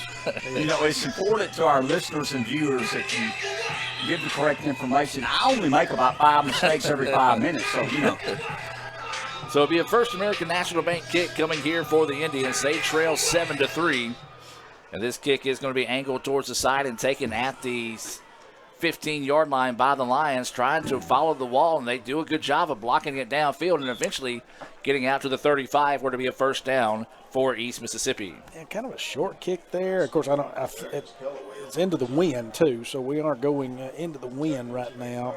I don't know how much wind. I don't have all that information in front of us, but again, kind of a shorter kick than what we had previously, but again, it's to the other side of the field into the wind. So they're now on the 35. So it'll be first down and 10 here for East Mississippi. They lead at 7-3 here with 12:33 to go until halftime. We do invite you to stay tuned at halftime. We'll have a special interview with ICC Athletic Hall of Fame inductee Marty Cooper, as the Indians in the backfield hit him as he lets it go. And a big-time play there for the Indians, as that was number 40, Thomas, coming through there. And that's the 3rd time I think we've gotten back there on him like that. I know 3. It may have been 4, but I know that's the 3rd time we've gotten back there on him like that. Good job by the defense. And so it'll be a second down and 10 after the ball was thrown out of bounds to avoid the sack. He's going to be dropping back to throw once again. This one is going to be nearly blocked, or nearly picked off, but as a good catch. But as you said, Brad, good coverage by the Indians. Didn't make the play, but made the tackle on a short gain. This is another big play here, Brad. We have not been able to get off the field on 3rd and long. It's 3rd and 8. We need the defense to step up here. I agree with you wholeheartedly. This is a huge play. 3rd down and 8 here for the Lions. Looks like ICC showing pressure on the far side of the field. East making their adjustments. Plenty of time to throw. Loads up, goes downfield, and it's going to be too long and incomplete. And the Indians defense looks like they may have forced a Little Caesars punt here. And looks like East Mississippi will be sending in the kicking unit. Adam, they ran 2 receivers in the same pattern, so we had 3 defensive backs covering 2 receivers who threw the ball long. It helped us. I think they might have blown a pattern. 4th down for East Mississippi. Yeah, good job right there. Indians are going to get the ball back now with 11:50 left in the second quarter. It would be great to put a good long drive together here, because remember, folks, ICC gets the ball to start the second half. Well, the Indians have blocked a couple of kicks this year. They are going to send them, but weren't able to get back there to it. A good spiraling kick. It's going to be taken over the shoulder at the 20-yard line and then slips and falls and takes a knee basically after a return of about 4 or 5. Actually, wow, the referee is going to give him where they tackled him at. So a break there from the Indians as it's going to be a bonus 2 yards on the play. Well, what a catch. That was a tough catch to make. Great catch by Michael Mosen. Yes. Got us okay field position. Good job by the defense. Second quarter, we got 11 and a half minutes left in the second quarter. East Mississippi 7, ICC 3. ICC has the ball. Well, it's better field position than had he let it go. Right. I mean, so he did a great job by bringing that down. So, I mean, that was a tough catch to make right there. Dangerous, but tough. And he was able to do it. So first down and 10 here for the Indians, brought to you by Davis Ford. Indians now want to send a man in motion. And it's going to be a handoff, and it's going to be right up the middle. And again, the hole was there for a second, but East Mississippi does such a great job of closing that down in a hurry. Yeah, they do. They do an excellent job. You got your linebackers that are coming there, and I know you got your leading tackler that comes in there with Catledge doing a great job. They fill in the hole quick. Like you say, there is a hole for a few minutes. You see it. They hit it. Our Indians hit it, but, boy, it closes up. You look like you're getting more than 2 yards there, but Catledge came up, made the hit, and stopped them in his tracks. So it'll be a 2nd down and 8 situation now here for the Indians. Green, your quarterback. Plenty of time to throw. Loads up, goes over the middle. Is caught to Fortune, and that'll move the chains for another Davis Ford first down. I'm going to tell you what, I had actually looked off Nick on that one, and I'm surprised that Green threw it to Nick because when I looked on, when I first saw Nick, he was covered well, and he had stopped, and he just kind of turned around expecting the ball. I looked off Nick, but he hit him, so good job for first down there. Another quick out pass. This is going to be Davis, who's going to get the ball out near the 45-yard line, and the Indians starting to work with a little bit more tempo now offensively. Yeah, they do give him the 45, if I'm not mistaken. So, yeah, right at it. Nose of the football is going to be on the 45. 2nd down and 6. So 2nd down and 6 is the situation. 10:25 and counting here in the second quarter. ICC trailing East Mississippi 7-3. Green, your quarterback. Pressure coming, loads up, and is going to throw this one downfield, and a flag is coming down. It's just going to be a roughing the passer penalty. And we'll see what the officials talk about here as Green saw the pressure coming up the middle, did the right thing, and just getting rid of the football and hoping a player can make a play, and he may have paid for that one. Well, he did. He did the right thing. He overthrew him on purpose because he knew he wasn't open. This is going to be a roughing the passer call. They're actually advancing the ball. So ICC is going to now get the ball at the 40 of East Mississippi, Mr. Ingram. Good job by Carson Green hanging in there in the pocket. Got hit low, which you cannot do. It's 15-yard penalty. 1st and 10 ICC on East Mississippi's 40-yard line. So honk the horn and move the chains. It's another first down here brought to you by Davis Ford. ICC trying to march down the field, see if they can take their first lead of the afternoon. Green dropping back. Throws over the middle, and what a dangerous throw, but what a catch. Fortune with another beautiful catch there for the Indians. Yeah, over the middle. They're seeing Fortune is our slot receiver, and he's getting a lot of crossing patterns over the middle and doing a good job of finding him open there, and he's able to haul him in. So it'll be a 2nd down and 4 situation now here. As ICC looking to the sideline and going to change the play. You hear the East Mississippi band playing throughout it. And the give is going to be Brooks. Brooks tried to follow some blockers, but is only going to be able to get back to the original line of scrimmage. We're going to be a 3rd down and 4 situation. Not a bad call. I don't disagree with that call at that point right there, Mr. Ingram. You still got a 3rd and manageable 4 here on the East Mississippi side of the field. Brad, I think it's 4-down territory. It's 10-7, second quarter. 7-3 second quarter. I'm hoping it's 10-7. 7-3 second quarter. East Mississippi up, but we got a 3rd and 4 at their 34. And this is going to be a give to Oliver. Bounces it to the outside. He's going to try to turn the corner. That's going to move the chains for another first down. Yeah, and great job there. Got out on the edge. Oliver was able to get outside on the edge. There was no one out there, so able to get the first down. Again, establishing some type of run game. It's going to help us. It's going to help Etowah not only help us with the clock and managing the clock, but also help us in the passing game. So it'll be a 1st down and 10 here for the Indians. Ball is just across the 30 at the 29-yard line. Green gets the snap, He's got a man going down the sidelines, and no, good coverage that time by East Mississippi. Yeah, great coverage downfield. They were man up on them. And so good coverage by them. Green did a good job of overthrowing because not putting it where it was a jump ball in between, because probably East would have intercepted that. So good job by Green. And by the way, I want you to know, Mr. Ingram, when you made the boo-boo on the score a minute ago, I did not try to correct you like you did Adam and embarrass me. There was my chance, too. So it'll be 2nd down and 10, and it's going to be a give to Oliver and a high snap. Kind of threw the timing off of that, but Oliver's going to fight his way back and get to the original line of scrimmage. Brad, I was trying to be positive. I was anticipating we're going to score on this series, on this possession. So I hope I'm right. So it's going to be 3rd down and 10, coming up on 8 minutes to go until halftime. We invite you to stay tuned for the Little Caesars halftime report. Special interview with ICC Athletic Hall of Fame inductee Coach Marty Cooper. Adam told me, Brad, I can have 5 mistakes every quarter, so I only get 20 mistakes a game. So that's about my 2nd or 3rd mistake. That was in the preseason negotiating. So 3rd down and 10 here. Green in the backfield by himself. Going to lob this one down the sideline. He's got a jump ball, but just too far as he goes out of bounds. And it will be a 4th and 10 situation here, and the Indians are going to stay in and go for it. Not a bad throw there, to be honest with you, by Green. Lofted enough under it, just out of bounds, though. So, again, you had Smith out there, one-on-one coverage. I like that, and not a bad throw. So it's too far for the Indians to go for a field goal try here, so they are going for it on 4th down.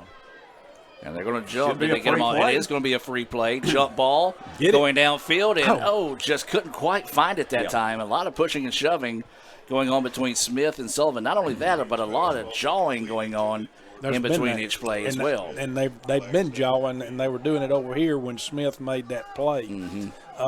Actually, the referee, had to get in between them over here. And they got in between them as well on the previous play. And it's one of those, I wasn't going to say anything because I was hoping he was going to catch a touchdown pass to kind of justify that. But to say this, folks, we're not saying it's just East. It's the two of them. And a lot of times you kind of like that as long as they keep it respectful. Keep it respectful, that's fine. There's nothing wrong with it. That's part of the game. And so as long as you keep it respectful and you don't turn it into a physical type situation. So that's going to happen. That's what's going to happen in a physical contest. Big play, guys. 4th and 5. We got the ball at their 24-yard line. Late substitution in here for the Indians as Watts comes to the sideline. 4th and 5 after that last penalty.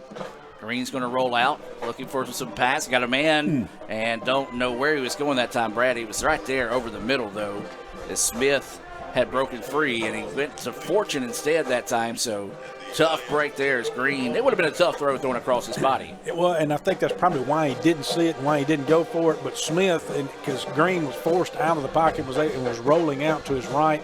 Smith broke free, going on a slant pattern, basically across the field back to Green's left. So it was hard for him to turn around and make that throw. Brad, no points, but we stayed on the field, gave our defense a rest, showed we could move the ball. Need to have another good defensive series here. 1st down and 10 here. Ball is on the 24-yard line. 7:24 to go until halftime. East Mississippi with a 7-3 lead. And this pass is going to be too high and a delay whistle as it was a forward pass. As you heard, we heard it. I don't know if you heard, Buddy Stevens, get on the football because the referees did not blow that dead immediately. And good call, though, even though it was a late call, it was a forward pass. Most definitely. So the pass falls incomplete. 2nd down and 10 now is the situation for the Lions. 7:19 to go until halftime. Indians looks like they're going to show pressure off the edge. This time the East is going to hand it off, and they're going to get it out to about the 30-yard line, as that was Callaway on the carry. Yeah, Phil Oliver made a good tackle. I was getting ready to say, Phil Oliver was by himself. He had another 20 yards. Oliver closed quickly, knocked him down, makes it 3rd down, 3rd and 5. And so it will be a 3rd down, and they're going to call it 4 situation here. Quarterback, quick snap, time to throw, looks out to the flats. It's going to be hit, and just a missed tackle. And a tough break there for the Indians. If they make the tackle, they stop them and probably force them into a punt. And guys, third or fourth time today we've talked about a missed tackle in a third down situation costing the Indians. Yeah, he had a barrel of steam going up and just missed the tackle. That was on us. Ball down. We got it. The Indians got it. Knees down, though. Knee down. But first down, Indians. Our ball. Yes, got to be because he did not miss miss a flag down.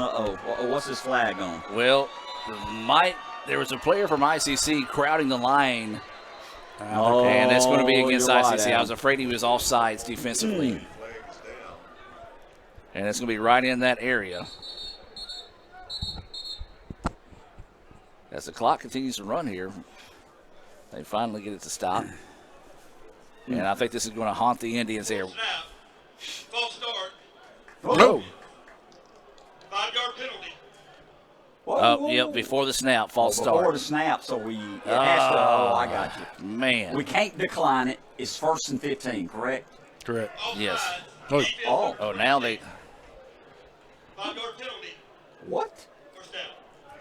Can he do that? Well, how is that? Hold on. Hold it. Hold on. That's impossible. That's impossible. Should be offsetting penalty, shouldn't no. If it's false start, well, I mean, yeah, it should be offsetting, but how can you he may have accidentally called the wrong thing. I think he did. I think he did. I don't that's think the only thing it could be. It's 1st and 5 for East Mississippi. Got the ball at our 48-yard line. Tough break for the Indians after getting the fumble. It's a beautiful screen pass there. Should be holding as he tackled the defender for ICC on the block, but did not get the call, and East Mississippi will get the touchdown. And that was probably one of the easiest holding calls that you can miss in the game. If you tackle a player, a defender, that's easily holding, but East Mississippi didn't get the call, takes advantage, and puts it into the end zone. So quarterback Anderson to Brett, 46-yard pass, touchdown for East Mississippi. So awaiting the extra point here for East Mississippi. Boy, flags helped them out there, guys. Haunts the Indians, and a big answer by East Mississippi. Snaps a good one. The kick is up, and the kick is good. East leads it 14-3. We'll take a break and be back with more right after this on the ICC Sports Network. This broadcast is being brought to you by Renaissance Bank, Little Caesars in Fulton, Tupelo Coca-Cola Bottling Works, the Orthopedic Institute of North Mississippi, Davis Ford, First American National Bank, TM Realtor Agent Ricky Murphy, Max Home, the ICC Baptist Student Union, Cagle Eye Center, Bank Okolona, Sam's Town Market in Mantachie, State Farm Insurance Agent Brandon Poland, the ICC Wesley Foundation, the ICC Foundation and Alumni Association, and donations to the Sports Information Indian Club from viewers like you. And welcome back, ladies and gentlemen, getting ready for another First American National Bank kickoff here as that 46-yard touchdown pass. Well, you think about it, guys, that penalty turned into be a big one. ICC forced a turnover, but instead the offside penalty gave the ball back to the Lions, and they cashed in. And that's one thing they've done a good job today is taking advantage of ICC's miscues. Yeah, most definitely they have. And I think ICC had a couple of tough breaks right there on some calls. But anyway, we got a battle back right here. Put together a drive, Mr. Ingram. We got 6 minutes left in the second quarter. Put some points on the board. It could be great to get in the end zone here before the half. Brad, you're right. We're down 14-3. We're playing good football. We're 6 minutes left there in the second quarter. Need to get some first downs, find a way to score some points here. Going to halftime, maybe only down 8 or 5 points. So this is a big series for the Indians. Well, the ball is going to be at the 7-yard line after the kick was returned from the 1 by Mosley. And so it'll be first down and 10 here for ICC with 6 minutes to go until halftime. Green still your quarterback. It's going to be a handoff, and it's going to be up the middle. And again, the Indians trying. You got to feel like eventually they're going to slip one of those through. But Oliver on the carry that time. And I tell you what, I like the way the kid runs. He runs hard, but unfortunately just doesn't have a lot of yards to show for it, only a gain of 1. Again, they're tough on that run. Again, and we've talked about, their linebacking crew that they've got and their defensive line. So they're tough on the run. You just have to keep trying and again, trying to establish some type of running game. So it'll be a 2nd down and 9 now. Green's going to drop back to pass. Plenty of time to throw. Loads up, got a man, and is it held on to? No. A pair of Lions crash into each other. Or that one would have been picked off, but if he could have put just a more into it, that would have been 6 points on the board to Davis. Yeah, most definitely. Not a bad pass. Good coverage. Give East Mississippi credit. I like us trying to take a chance there, but guys, it's 3rd and 9. We need to get a first down here. We don't need to give them the ball back in good field position with at least 5 minutes left here until half. So 3rd down and 9 to go here. 5:21 to go, as Mr. Jim mentioned, until halftime. Invite you to stay tuned for the Little Caesars halftime show coming your way. Get the snap off. I did. Green just does it with 1 second to go, and I don't really know. He gave up on the play quite quickly that time as he kind of just tucked it away and lost 4 on the play, and that's not what the Indians were needing there. Is to bring up a Little Caesars punt, and we talked about it on the previous kickoff, punting into a pretty strong wind that is gusting right into the kicker's face. So it'll be a 4th down and 13 after that loss of 4. As Nixon will step into this kick. Good snap. And a nice spiraling kick to kind of fight through the wind. It's going to be taken back at the 39-yard line. He's trying to get it upfield, and there was a big-time hit, and that is going to be 2 flags down. And, oh, man, I'm going to say this, and it's not because I'm an ICC fan or just anything. I don't like that call. That was just he didn't hit him on the blind side. He hit him hard, and that's football. But the Indians are going to catch a break because of the way the football is played today. That's right. They call it a defensive player on the block. He was kind of looking back and didn't get – he turned around, and the linebacker lit him up. And it's a 15-yard penalty against the Lions, which is going to help the Indians. Personal foul, blindside block. Receiving team, number 33. Adam Clemson did finish out, won 27-21. That's final, Ohio State final, 54-10 over Iowa. Cincinnati pulled out the big win over SMU, 29-27. Tennessee, close game there in Knoxville, 65-24. And those of you at home, we've got a kickoff there in Baton Rouge. Ole Miss already on the board, 7-0 Rebs. Big start there down in Baton Rouge. So it'll be a 1st down and 10 here for East Mississippi. Big-time penalty there as they had great field position, but now the ball is going to be spotted at the 28-yard line where they'll have it 1st and 10. 14-3 is your score. Handoff is going to be in the backfield, and ICC wraps him up and stops him for a minimum gain on the play. So turnover on this side of the field right now would be huge for the Indians, and something to kind of lift everything back up. So if we could manage to get a turnover right here, that'd be huge. No doubt about it, Brad. We got all 3 timeouts. We got them on their own 30, 2nd down and 8. We need to play good defense here, get the ball back at them. So as Jim mentioned, it'll be 2nd down and 8 as East Mississippi's going a little bit more methodical pace now as they're working towards halftime, not wanting to rush in this situation. Going 5 wide with 3 receivers on the far side of the field. Dropping back to pass. Plenty of time to throw over the middle. And we had zone coverage. Yeah. We were backed off into zone coverage, and I think if Etowamba would have been on their P's and Q's there, they could have intercepted one right there. I don't know, Davis, I don't know if he saw maybe someone's flash in front of him. He kind of went alligator arms on that one there. Unfortunately, just couldn't find the interception. And East Mississippi now will have it with the 3rd down and 8, 3:43 to go until halftime. Sometimes that happens when you drop back in that zone coverage like that because you got your area that you're covering. But there again, he just wasn't able to pick it up. We're rushing 3, covering with everybody else. Hit as he let go, but East Mississippi makes the catch, and it's going to be hit, and it's going to be just out of bounds. And I think it's going to be about 2 or 3 yards shy of the 1st down. It is, and they're going to punt, which is good. So, again, the penalty, going back to the penalty on special teams by East back there, hit on the defensive, on the blocks, the blindside block there, was huge. That pushed them back. That's going to get Etowamba the ball back potentially here with 3.5 minutes left in the second. And all 3 timeouts, guys. We got plenty of time.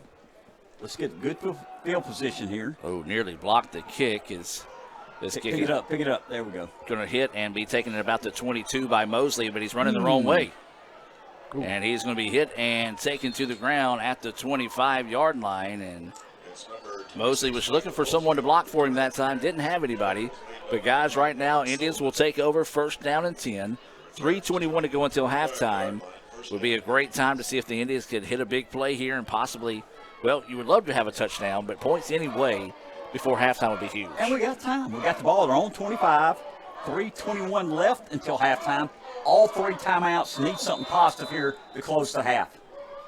And so it'll be 1st down and 10. The ball is at the 25-yard line for the Indians. Green is not at quarterback. It is actually a new quarterback in the game Red here, Parker. as that's Red Parker, and he carried the ball forward, and he was hit hard, but he does pick up about 3 on the play. So it'll be a 2nd down and 7 situation. Welcome to the game, Red. Yeah, he got welcomed in a big way. So not sure, I don't think any of us are, if there's anything going on with Green, but kind of scanning the sidelines and don't necessarily see him over there, but don't see the trainers looking at anybody. As Parker's wanting to drop back and throw, and now he's going to have to tuck and run. Gets away from one, now cuts across the middle, out to the 40, to the 45. He's going to be hit and dropped at the 50. Targeting? That was a big hit. That should have been, did he lead with his head? And yeah, Parker's down, and I'm telling you. I'm with you. That was a nasty hit there. Let's take a timeout and be back with more right after this. Everyone has a unique story to tell. Maybe your story has you performing your new song in front of a crowd, getting to play your favorite sport, or enjoying a horseback ride in the country. At Orthopedic Institute of North Mississippi, our group of skilled surgeons understand your need to continue your story. That is why we are the preferred choice for orthopedic care. Thank you for choosing us. Our story is you. Orthopedic Institute of North Mississippi. This broadcast is being brought to you by Renaissance Bank, Little Caesars in Fulton, Tupelo Coca-Cola Bottling Works, the Orthopedic Institute of North Mississippi, Davis Ford, First American National Bank, TM Realtor Agent Ricky Murphy, Max Home, the ICC Baptist Student Union, Cagle Eye Center, Bank Okolona, Sam's Town Market in Manatee, State Farm Insurance Agent Brandon Poland, the ICC Wesley Foundation, the ICC Foundation and Alumni Association, and donations to the Sports Information Indian Club from viewers like you. And welcome back, ladies and gentlemen. Good to see Red able to walk off that time after a vicious hit that questionable on targeting, but no call. As Green will come back into the game now as the ball is out at the 49-yard line with a Davis Ford 1st down, and now we've got an official timeout here. Oh, they're trying to get the chains. Looks like the chain came off the stick across so the it doesn't leg. look like, Mr. Ingram, that anything was wrong with Green. I think they brought Red Parker in for a different style of offense because that's what Red brings to the table is more than Green is. He's got wheels and he uses his feet, and so it was a different style of offense from what East has seen today. So I think that was why they brought him in, and obviously it made an impact. So we hope Red's okay, but that two-style quarterback system, if you can bring it in, it may not be bad. No doubt about it. So 1st and 10 as Green drops back to throw, airs it down the sidelines, got a man, and is it caught? No, in and out of the hands of Davis, and heck of a coverage over there by East Mississippi, but also an equally good effort there by Davis to almost nearly pull that one in. Yeah, and it was just open. I mean, he just had a few steps on him again, kind of like we've had today, but a good play defensively. Good play defensively, good pass, good play by all 3 individuals. And so it'll be a 2nd down and 10. Clock is stopped at 2:14 to go until halftime. Green still your quarterback here. He's going to drop back, and the blitz is going to be picked up nicely by the Indians. Now Green's going to have to slide, and he does get down, and he's going to give himself up at about the 38-yard line. Yes, that's where they're going to mark it. And so it'll be a 3rd down and about 3 situation coming up here. Good job by Green right there to step up and run, seeing that he had it open. Now it's a very manageable 3rd and 3. And it's going to be a give to Oliver. Oliver's going to have the first going to be hit and stopped about a half a yard shy. I thought he had it, but yeah. I did too, and man. And the Indians are probably going to take a timeout here, and yes, they are. Let's take the timeout with them. decision-making time coming up here for the Indians. To be 4th and inches. We come back with more right after this on the ICC Sports Network. Why settle for a checking account that just holds your money? Renaissance Rewards Extra gives you so much more.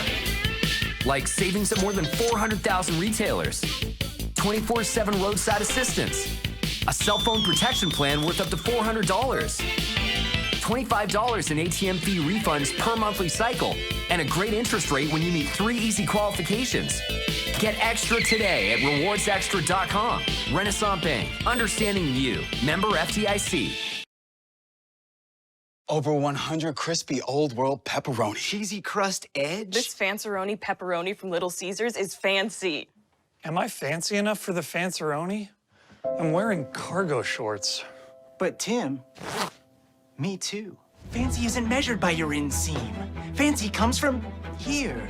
Because if you are what you eat, then we're all feeling mighty fancy today. Yeah! Try the Fanceroni pepperoni with over 100 Old World pepperoni. Pizza, pizza. And welcome back out of the timeout. ICC with it 4th and inches. Green's going to tuck it and got it. Barely got it. He's saying he wasn't down. And he's trying to say he wasn't down. The referees are, now they blow the whistle. A late whistle coming in there as Green was in the end zone as they were marking it at the...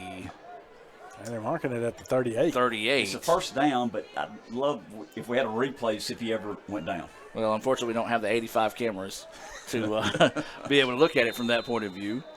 So it will be a 1st down and 10 situation, though, as that 1st down being brought to you by Davis. So we do want to remind you of one of our sponsors, the State Farm Insurance agent, Brandon Poland, located about halfway down South Adams Street. Look for the big red sign there and stop by and see Brandon for a free insurance quote today. Green wants to drop back to pass. And there's a miscue on the route there as Smith stopped. And luckily for the Indians, overthrew the defender for East Mississippi. Yeah, they weren't on the same page, Smith and Green, on that one at all. Smith had kind of did a little hitch down there and stopped. And I think Green thought he was going to kind of do a more of a hitch and go, which he did not. So anyway, clock stopped, incomplete pass, 2nd down 10. Indians still have 2 timeouts. I'd love to see Jamal Brooks. Usually our running back's been playing a lot of tight end tonight. No, he's not this afternoon. Now he's back at running back. I'd like to sneak him out of the backfield across the middle. He may do that for you. 2nd down and 10 now. There he goes. This one's going to be, nearly picked off. And Brooks he's waving his hands over there. Wide open. And also Zay Davis, if he leads him another step, Davis had the defender beat as well. So a couple of options there, and Indians just couldn't execute. I agree with you, Mr. Aaron. Brooks was wide open over there out of the backfield. You made a good call right there. You did kind of, it was a Tony Romo kind of thing you did right there. I got lucky. Offset my 8 mistakes I've made in the 2nd quarter so far. So the pass falls incomplete. It'll be 3rd down and 10, and even 1 minute to go here until halftime. Be sure to stay tuned for the Little Caesars halftime report. But ICC wants to take a timeout and talk things over. So let's hear a few more words from our sponsors and be back with more right after this. East Mississippi leads it 14-3 with 1 minute to go until halftime. This broadcast is being brought to you by Renaissance Bank, Little Caesars in Fulton, Tupelo Coca-Cola Bottling Works, the Orthopedic Institute of North Mississippi, Davis Ford, First American National Bank, TM Realtor Agent Ricky Murphy, Max Home, the ICC Baptist Student Union, Cagle Eye Center, Bank Okolona, Sam's Town Market in Mantachie, State Farm Insurance Agent Brandon Poland, the ICC Wesley Foundation, the ICC Foundation and Alumni Association, and donations to the Sports Information Indian Club from viewers like you.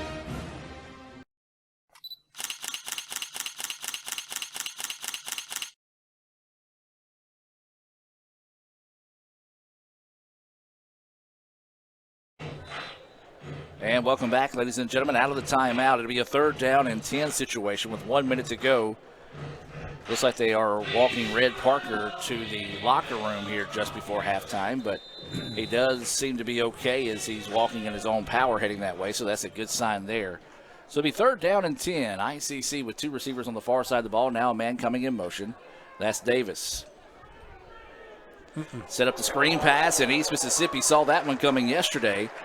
And they tattooed Watts in a big-time loss on the play there. And it's going to bring up a 4th down and 14. And East Mississippi, smart call there by East Mississippi. Let's keep it here since we just took that timeout for you. And, yeah, East Mississippi saw that one coming, guys. And 48 seconds to go now. East Mississippi has 1 timeout left. They had a big play earlier to take this 14-3 lead. So right now it's on that defense.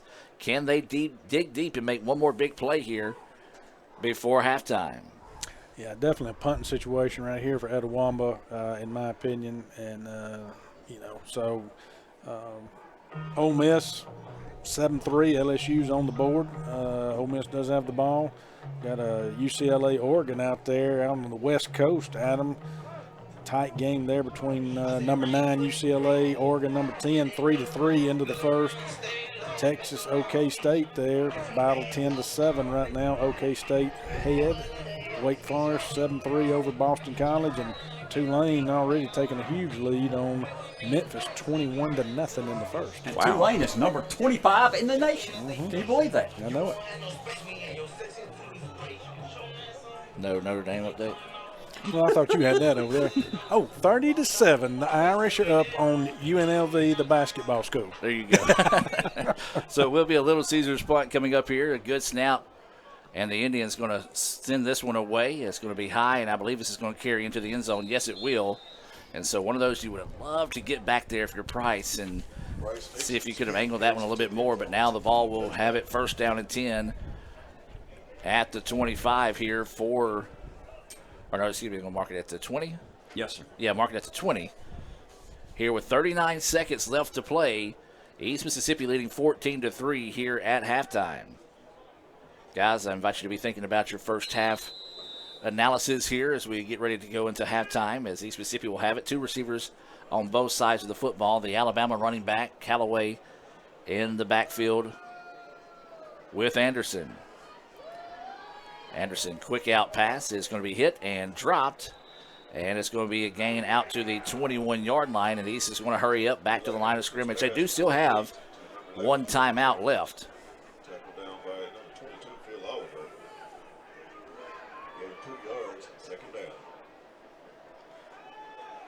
Dropping back to pass. The Indians were there, but just could not find Anderson. Anderson going to have to hurry and get out of bounds, and he does. He's going to stop the clock with 11 seconds, and still short. Man, guys, the Indians were in the backfield, had a chance. If he would have made that sack, would have at least forced East Mississippi to take the timeout or either let the clock run out until halftime.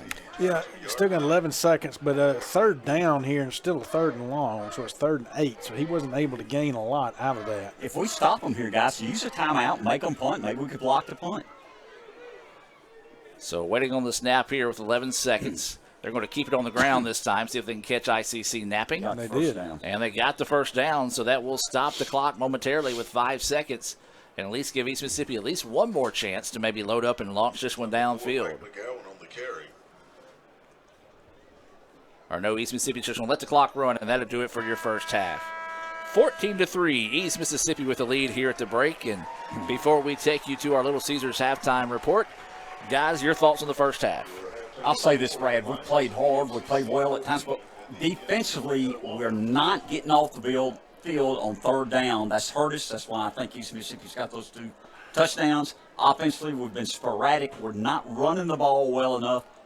I'm not trying to sound negative. That's just 2 negatives there. Positive points is we're playing with them. We're playing hard. We're only down 14-3. We've got to regroup at halftime. Well, you sounded negative.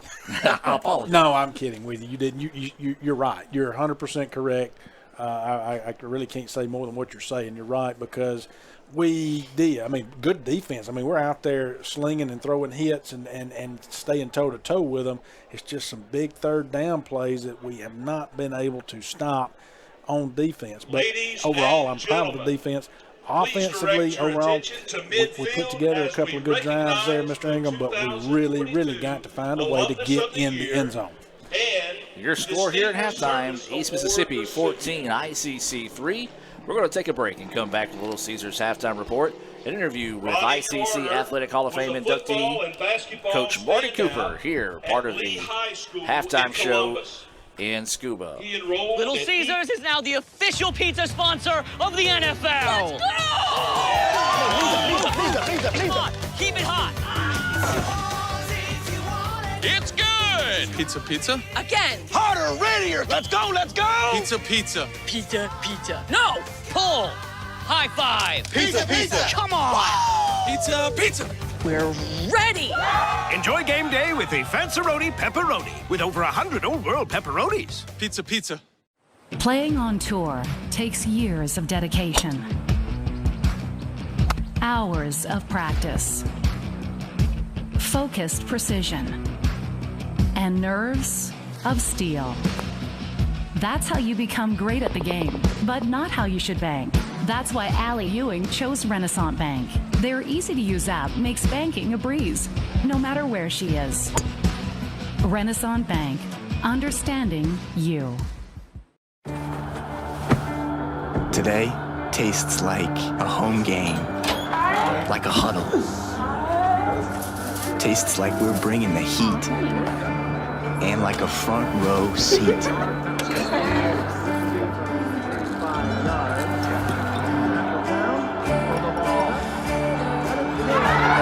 Today tastes like we're a team, and it never tasted this good. HVAC stands for Heating, Ventilation, Air Conditioning. It is a trade program that is dealing with home repairs to industrial refrigeration repairs like you'd find in a convenience store to a supermarket. The degree program is 2 years. It is 4 semesters at 15 hours each semester. There's about 15 hours of academic classes that will be needed to be taken for the degree. With a 2-year degree, a person should be able to get a job doing repairs, to being a service tech for a local company, to being a self-employed individual.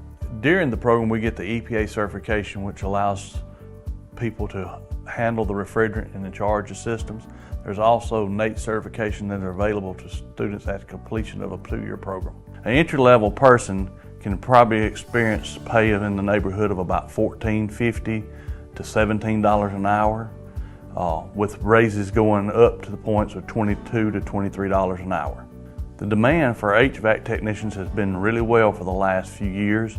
A lot of the technicians are older people that are at retirement age and are leaving the field, so there is a big demand for new, experienced personnel. The curriculum is made up of 12 classes in the HVAC that are 3-hour college credit classes, starting out with levels of someone not having any experience to getting a person to the level of getting a job or becoming self-employed. There's also 15 credit hours of academic classes for the associate's degree that can be done online or in the classroom on the Tupelo or Fulton campus. I like this industry for the reason of being able to go different places every day for a work environment. It's not always at the same location. The other thing I like about this is a field that's easy to start your own business. Nationwide, 1 out of every 7 that finish a 2-year degree end up owning and operating their own business. Everyone has a unique story to tell. Maybe your story has you performing your new song in front of a crowd, getting to play your favorite sport, or enjoying a horseback ride in the country. At Orthopedic Institute of North Mississippi, our group of skilled surgeons understand your need to continue your story. That is why we are the preferred choice for orthopedic care. Thank you for choosing us. Our story is you.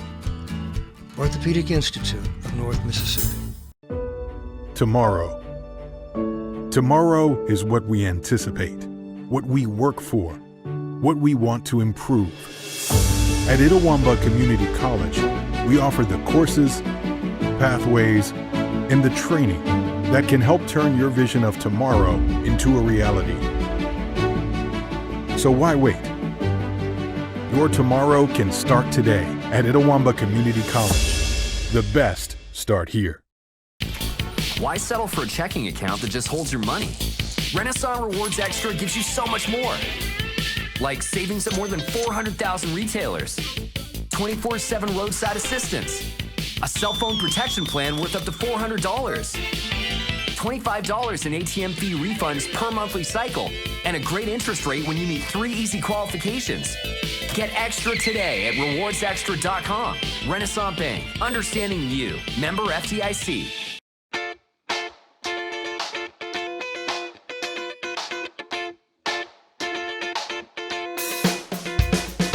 First off, congratulations on being inducted to the ICC Hall of Fame. What did that mean to you when you got that phone call? Well, it's very humbling, I'll tell you that. It just makes you reflect back on all the people that had so much to do with it. Obviously, the people you work with, and obviously you got to have a lot of good players, but there's just so many people that came to mind that I called. People would probably laugh. Basketball officials. I'm actually friends with 5 or 6 of those guys, and talking to them about it, talking to Jason, our old bus driver, Jay Plunk, an old bus driver, just so many people that touched my life and Miss Cooper's life while we were here at ICC. And that's one thing I think that's made you such a favorite amongst the faculty, the staff, everybody here at the college. Not that everybody doesn't do it, but you always made a point to make sure that everybody from the bottom up knew that they were appreciated. Why was that important to you? Well, it's kind of the way I was taught. The entire organization, everybody's important. But, you know, probably a lot of people, even though they watch me coach for years, they don't realize that I dropped out of college. My first semester, I got a job as a janitor.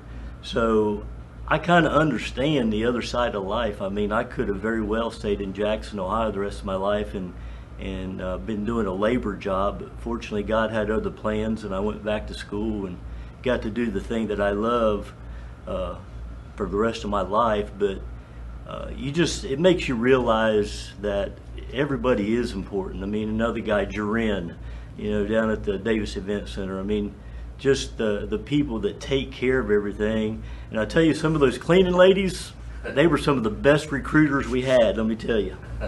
All right, so let's start the road to ICC.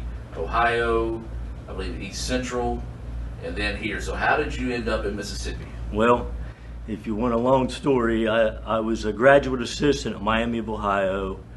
A great experience with Jerry Pearson and Joe Barry. You know, we got to play teams like Indiana, Kentucky at their places when Bob Knight was coaching there, and Kentucky was #1 in the country. So just a great experience for my 2 years there at the men's program. Went to Savannah, Georgia for my first full-time assistant's job, where I got my feet wet as a recruiter and worked for a guy that had been at Miami of Ohio. Then I had a chance to go back to Miami, and that's when I met Jen, and that turned out to be a great relationship because it'll be 31 years on October 9th. But those people at Miami of Ohio really set the stage for me. And when I got the job in Savannah, I actually replaced a guy named Jay Bowen, and Jay was leaving to be the head coach at East Central. So small world. Jay, 2 years later, he leaves to go to Georgia State as an assistant. He calls me up and says, "Hey, if you want to be a head coach, you might try this job at East Central." And he had left in October, 2 weeks before the first game. Got the phone call to go down an interview. Jen and I were engaged at the time, but not married. The interview went well, and I remember walking back to the car with her, and she's like, "We're going to have to get married in the next 2 weeks, because if you get this job, we're not going to be able to come down here and not be married." So we got married in her mom's living room on a Wednesday, moved to Decatur on a Friday, and started practice on a Monday, and God bless us with a 28-5 team. That's awesome. You talked about Jen, and that was a very unique, very special career that you're able to share with your wife. And just talk about her and her support over the years. And really enjoy. My favorite thing is, everybody kind of jokes about it, when you got fired up, she would reach up, grab that belt loop, pull you right back. So that's kind of her job in life, is to keep Coop in line. Keep me in line. Now, what people don't realize, if it didn't come to practice, she could get as fired up on those players as I did, but it was just a great balance. I mean, she's been my best friend. She's a great teacher. Everybody here at ICC knows and had her in the classroom. She really knows how to teach. She just has a gift.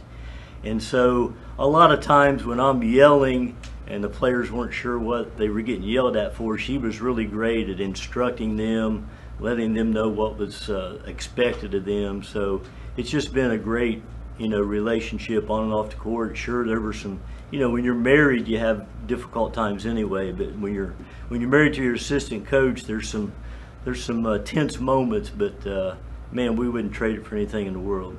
And of course, along that ride, you had 3 trips to the national tournament. Yep.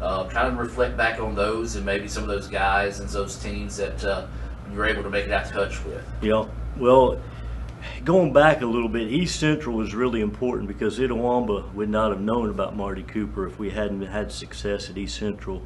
We went to 3 straight championship games. We won the title in '93 and kind of developed through our baseball coach at East Central relationship with Rory Cressup, and he's really the guy that kind of opened the door once the job came open at Itawamba. And he and Coach Ball were big on getting my chance to be in front of Dr. Cole and Mike Eaton to where I could present myself and even have the job. Starting out at Itawamba, I mean, it was tough. They had been going through some rough times, hadn't won a lot of games, and it was really tough building the program up to get it to the point where we could go to the national tournament. I just owe Dr. Cole and Mike Eaton so much for giving me that opportunity. And the thing about it, when we came here, I mean, we'd be honest, Northeast was ruling junior college basketball. And one of the things that was inviting to me was to come and try to take down Northeast. And I can remember so vividly talking with Dr. Cole recently. The very first year that we were going to play at Northeast, we were supposed to get killed. He invited me to the board meeting because I'd just been hired. And Coop never predicted victory ever, but I did this one time. I said, we're going to go to Northeast on January, whatever date it was, and we're going to win. And somehow, God made that happen, 69-68. I can remember running over and shaking Dr. Cole's hand after that game, and that's kind of what, turned it on. I mean, we had some guys, Willie Poster and Cam Coleman and Corey Baskin and Roderick Daniels, some area guys that had never won, and to see their face in the locker room after they had beat Northeast, I mean, that's almost as valuable as a championship. But that's kind of where it started. It still took a couple years to get to that point, and like you said, we went to national tournament the first time in 2002. All right, and so let's look at that 2002 team. Thinking back about, who was on that team and maybe some of those funny but fun memories you had from that team as well. Well, all right, some that you can tell. Let me just put it that way. Yeah, some that I can tell. Ms. Cooper and I had a young man named Benji Goff that we hired as our assistant. Benji was a talker. He had been at Mississippi Delta. Benji could recruit. And I told Benji, he was wanting to recruit Memphis. I had said, Benji, you need to go to Albany, Georgia. That's where the players are at. So we go over there, we make some contacts, and we sign a kid named Sean Jenkins from Albany, 6'6", about 240, ended up playing Ohio State and being the 6th leading rebounder in the Big Ten that season. But there were 2 other boys from Cuthbert, Charles Slaughter and Trent Bond, and they were just kind of dragging their feet. They wouldn't sign that scholarship. And so I sent Benji to Cuthbert, Georgia, which is smaller than Fulton. I think they had one hotel. And I said, get in that hotel and don't come back until those guys have signed. Well, 2 days went by, they still haven't signed. The 3rd day, 11:30 at night, the phone rings. It's Benji. He says, Coach, I'm heading home. They signed. I said, how did you do it? He said, you don't want to know. So the story comes out later that Benji had told the parents that all of our games were on TV. Well, at that time, the Tupelo local station would put our replays of our game, on the Tupelo station. So Benji didn't think he was really lying right there, but they signed a scholarship. They came. They all ended up being Division I players, and I let Benji answer the call from the parents that first night when they couldn't find that game on the TV. That's good stuff there. Could you just talk about some of your other teams that you had? Maybe, I know Sergio come through was really big for you, but there's those players that may have not continued their career after ICC that may have made a big impact on you and the program. Well, they did, and that first group. I mean, what was so special? We were still playing in what we called the Rubber Dome, yep. And when we beat Northeast, there were people sitting on the court all the way around the court. That's how packed it was. There were 9 NBA scouts there that night to watch a kid from Northeast, and 6 D1 coaches to watch some of our players. So there's some great memories there. And after that group left, I mean, they were the first team to go to Hutchinson, Kansas. They played in front of the largest crowd any ICC team's ever played in front of, almost 7,000 people. We just happened to be the opening ceremony game that year. But after they left, we had Reggie Gunn, we had Cornelius Gillian, Reggie from Okolona, and Corn from Amory. And we just had a good group of kids that played hard, couldn't quite win the championship. We got a kid from Jackson named Courtney Bradley, and Courtney ended up being a runner-up for Player of the Year in OVC. And that group kind of kept it together until we could get to the Davis Event Center, and that just really kind of changed everything. But I mean, we had Pete Lowe, Jeremy Word, just names that pop off on the top of my head right now without looking at my list. I mean, so many kids.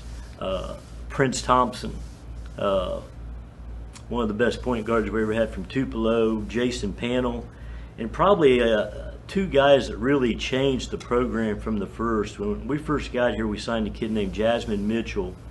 That was a 4A Player of the Year in Alabama, and Jazz went back to his own school there in Sumter County, Alabama, and he's won a state championship and still coaching. But the guy that really kind of changed the whole attitude of the program is a kid named Ramon Gary, a little 5'8" point guard from Tupelo, first class. He became Mr. ICC. He played at Delta State, and Ramon, just the way he carried himself, high character, he just kind of changed the image of ICC basketball. Over 100 crispy Old World pepperoni. Cheesy crust edge. This Fanceroni pepperoni from Little Caesars is fancy. Am I fancy enough for the Fanceroni? I'm wearing cargo shorts. But Tim, me too. Fancy isn't measured by your inseam. Fancy comes from here. Because if you are what you eat, then we're all feeling mighty fancy today. Yeah! Try the Fanceroni pepperoni with over 100 Old World pepperoni. Pizza, pizza. Ever since we opened our doors in 1964, Davis Ford in Fulton has been committed to providing the highest level of customer service and customer satisfaction. That level of commitment is shown in our 18 Ford President's Awards for overall customer experience. Whether you're looking for a tune-up, a trade-in, or a new F-150, the team at Davis Ford is here to serve you. Come see us today in Fulton. Call us at 662-862-3711 or visit us online at davisfordsales.com. Davis Ford, small-town dealership, small-town prices. Today tastes like a home game, like a huddle. Tastes like we're bringing the heat, and like a front row seat.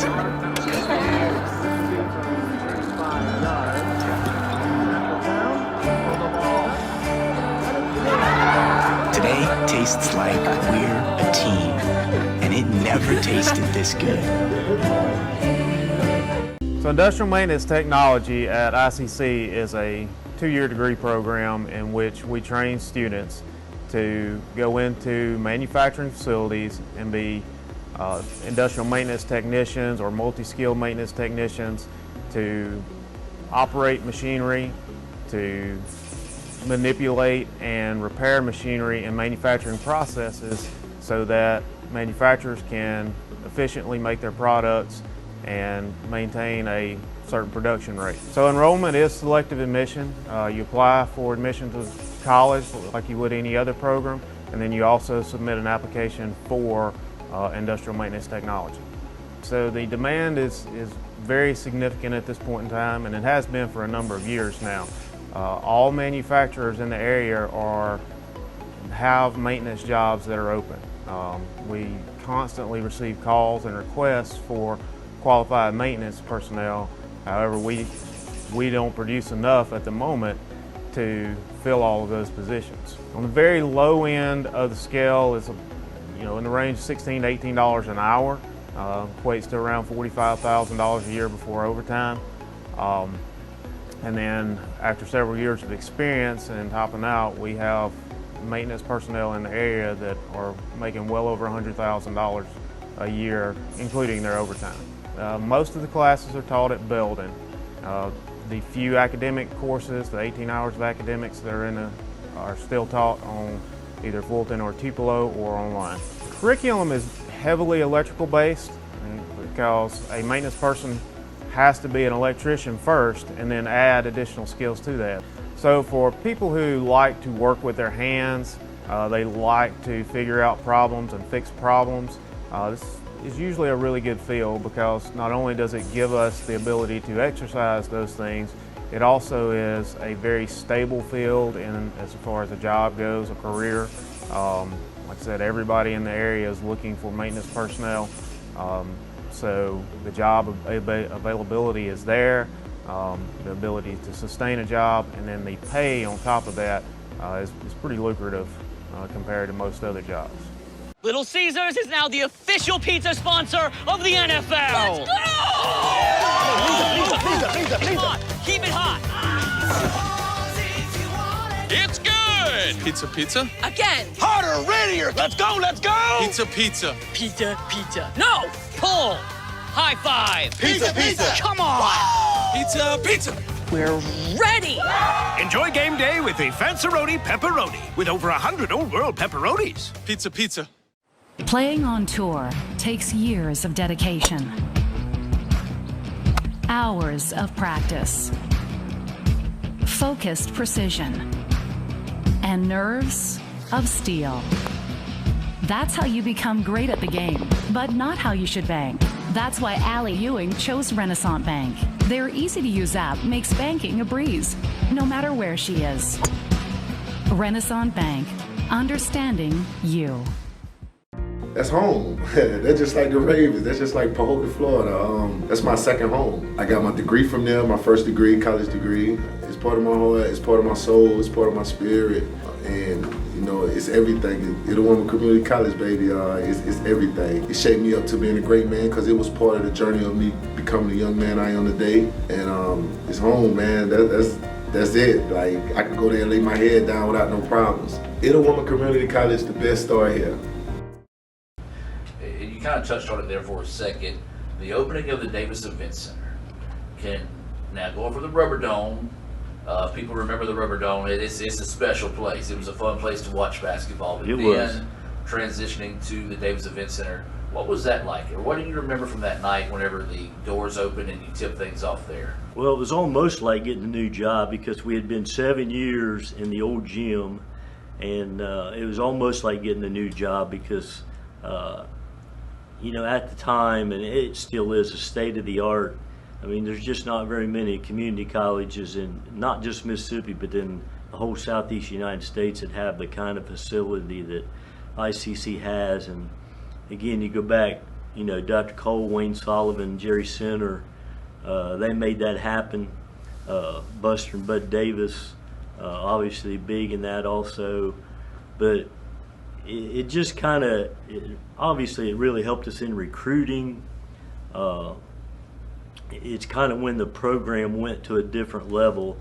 The first year there, the very first game we opened it up, we went 11-1 in the North that year. The one loss was the very first game in the Davis Event Center to Holmes. So didn't get off to a good start. Then we won 11 in a row after that. And that team was really special because you had Tim Green and Laricus Brown from Memphis that came in as freshmen knowing, seeing the groundwork on the Davis Event Center, but playing in the old gym. And Anthony Brock, probably the man that changed ICC during my time forever. Anthony's a point guard from Little Rock, and Larikas and Tim, you know, they had success as freshmen, but we were looking for that one missing player, and it was point guard Anthony Brock from Little Rock, Arkansas. I can remember one of the first games Anthony ever played in. We were playing down at Pearl River, and they were kind of one of the favorites to win the state that year. Tie game, 6 seconds to go, and we kind of set up a play for him to go coast to coast. And he goes coast to coast, and he challenges their 6'9" right at the rim, gets fouled at the buzzer, gets up, picks himself off the floor, looks at the bench and says, "This game's over." Just went up to the foul line, nothing but net, and we won. And that was kind of the turning point, not only of that season, but of ICC basketball, because Anthony Brock was responsible for us not only going to the national tournament again, but going back-to-back years. Yep. And of course, Anthony went on to play Alabama. Is that Went right? on to play at Alabama and had a great career and graduated, and just a special young man that, you know, we've stayed in touch with, that we hope we changed his life, and he definitely changed our life. And those 2 years, I mean, with Brock at the control, you know, like you said earlier, we had Sergio. We had some really good players. I mean, Jason Marks, Theron Jenkins, Kenny McKinney from right here at Itawamba High School, Andre Crudup, you know, from South Pontotoc. Little Caesars is now the official pizza sponsor of the NFL. Let's go! Come on, keep it hot. It's good. Pizza. Again. Harder, readier. Let's go. Pizza. Pizza. No, pull. High five. Pizza. Come on. Pizza. We're ready. Enjoy game day with a Fanceroni pepperoni with over 100 Old World pepperonis. Pizza. When I came back to school this year, I brought my bank with me, and the student checking account at First American National Bank was perfect for me. No monthly fees and no minimum balance, and I can manage my money right from the app. I can do all my banking with text messaging if I want, and I can deposit a check just by taking a photo. It's that easy at FAMB. I took my bank to college with me. I took my bank to college with me. My bank followed me to college. I took my bank to college with me. I took my bank to college with me. It's that easy at First American National Bank. And welcome back, ladies and gentlemen, as we're set to kick things off here in the second half. East Mississippi will kick it off. ICC won the toss, deferred to the second half, and the ball's going to fall off the tee here. Adam Gore, Jim Ingram, Brad Boggs just wandered off somewhere. He left us. He did. Did you upset him again? No. I did. He saw that Notre Dame was winning, so he couldn't stand to see it anymore. But we're waiting to kick off here, brought to you by First American National Bank. Reminding you to follow the flag from Iuka to Tupelo. First American National Bank, proud to sponsor ICC Athletics. They also have the debit card for ICC Athletics, so show your support for ICC as this kick is going to be hit into the wind, and a fair catch is called, taken at the 20-yard line, and ICC will have it 1st and 10. Jim, I know you got some of those first half stats for us. Kind of go over some of those that jumped out at you. Yes, sir, Adam, and I appreciate that. Again, East Mississippi up 14-3 for starting the third period.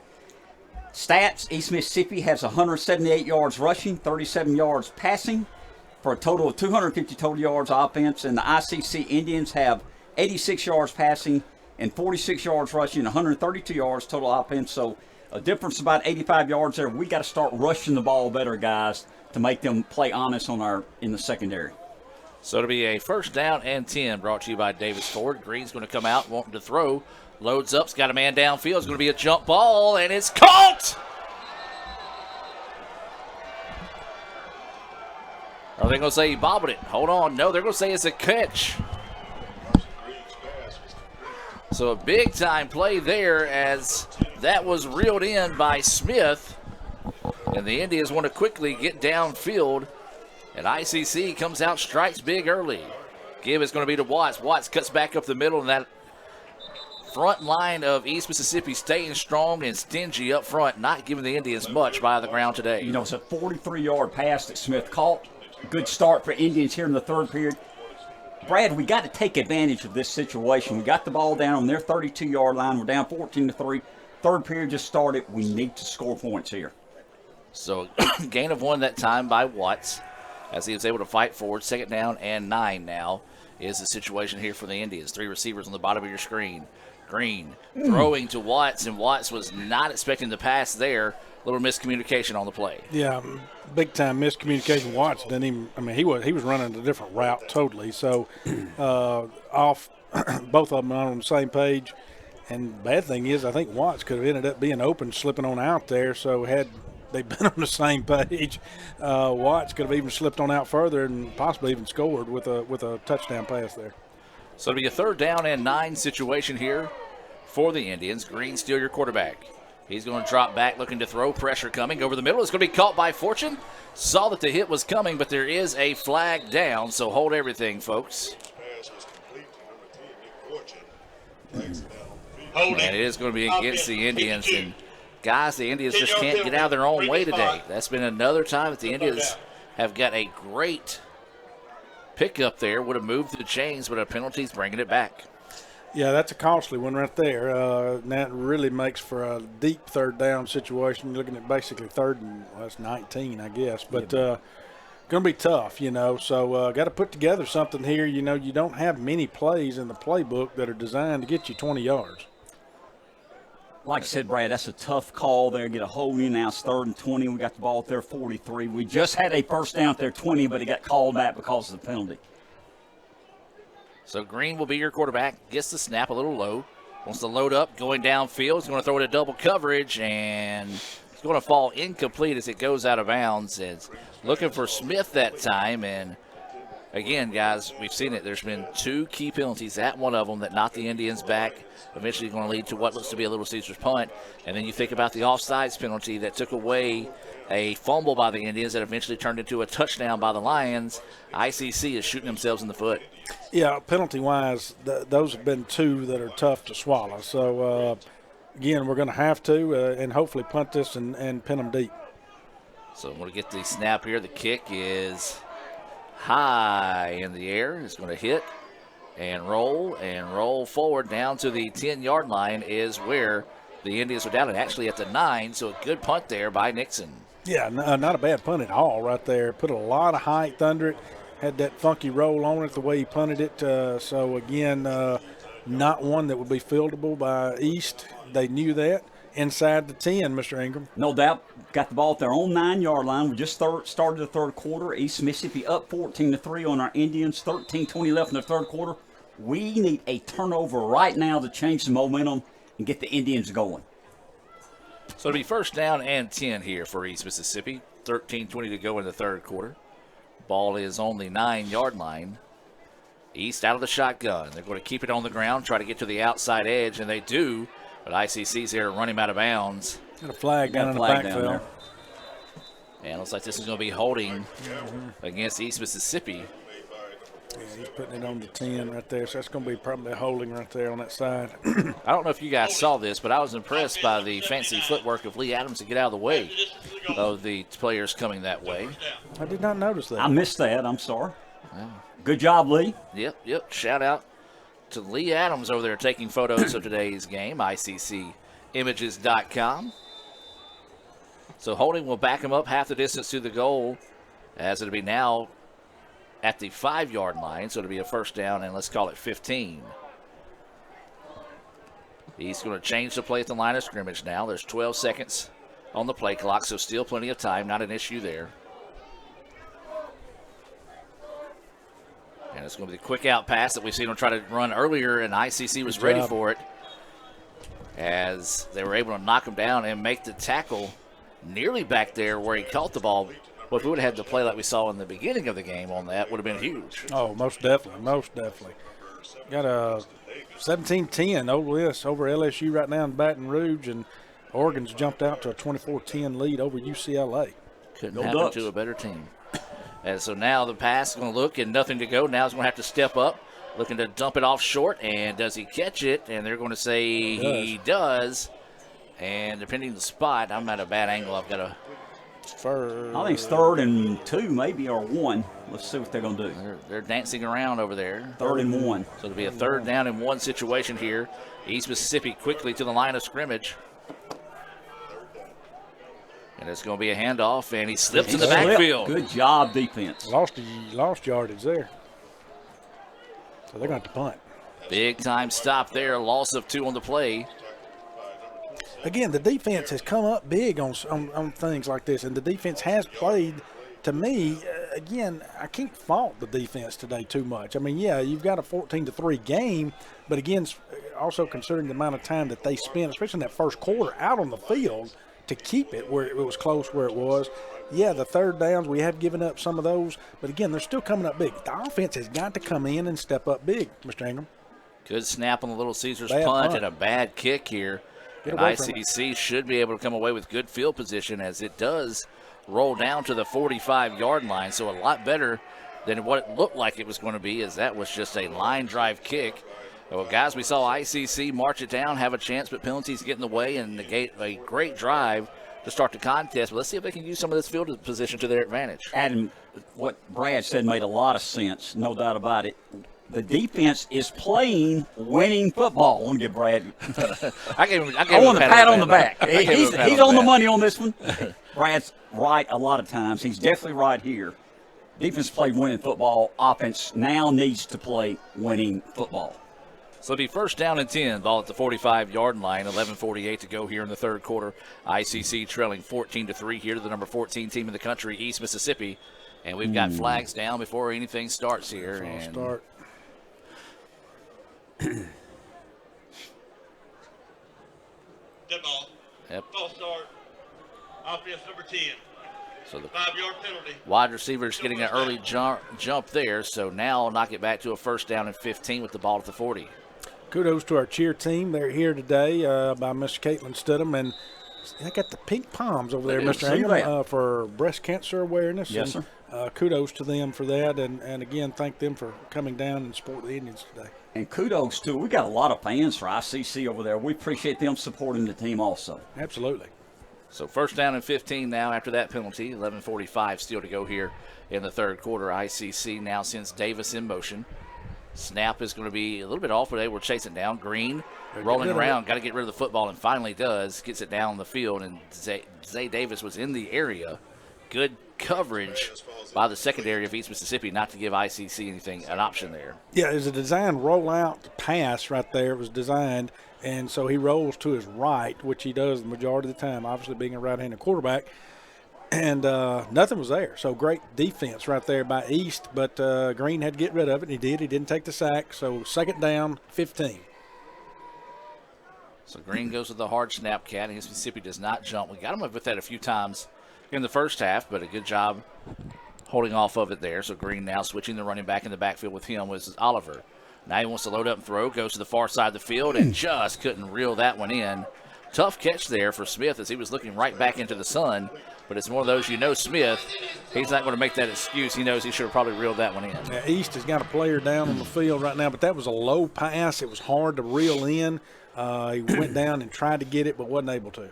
We'll take the timeout and be back with more right after this. Everyone has a unique story to tell. Maybe your story has you performing your new song in front of a crowd, getting to play your favorite sport, or enjoying a horseback ride in the country.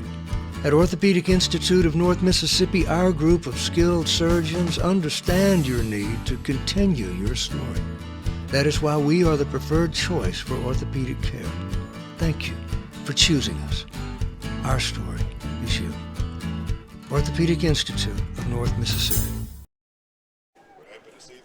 And welcome back, ladies and gentlemen, as that was number 95, Elijah Davis, shaking up on the field, but able to walk off on his own power there for East Mississippi. Always like to see that in any situation. Yeah, most definitely. You're glad to see that. Don't want anybody severely injured in this game or hurt at all. And so you just want to have a good game, and you're going to have a good contact sport, but you also want a good game out of it where no one's hurt. Third down and 15. Green gets a snap, and he is down. His helmet comes off. The flag is down. East Mississippi sent the house. They're going to call a penalty on him again, though. And looks like this is going to be face mask, and if it is, that's going to be a huge break for the Indians. And he won't have to come off the field if it is a face mask penalty that pulled his helmet off. Well, that's going to be a situation, a good point to say there, Brad, because yep, no doubt. We saw Red Parker walked off the field after an injury on a hard hit earlier. So that means Smith, who is a wide receiver right now, the top wide receiver for ICC, would have had to move into that quarterback position. But so the penalty will move the chains here for the Indians. You know, the penalties have hurt ICC big time in the first half. This hurts East Mississippi in the second half. Yeah, but we got to take advantage of it. No doubt. And it's. I agree with you, Mr. And we got to take advantage of. They can't keep giving us some of this, and they have given us. And Coach Stevens is down there arguing some of this, and he is. But anyway, it is what it is. So first down for Etowamba, 1st and 10 from the East Mississippi 45. That first down brought to you by Davis Ford and Fulton. Green's going to get the snap.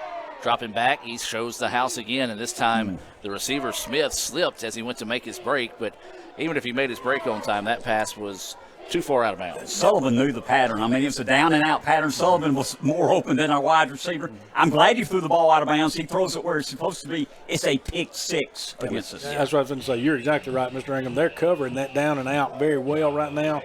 I'd like to see them. That's exactly what I was going to say. I'd like to see them do a little down and out and up.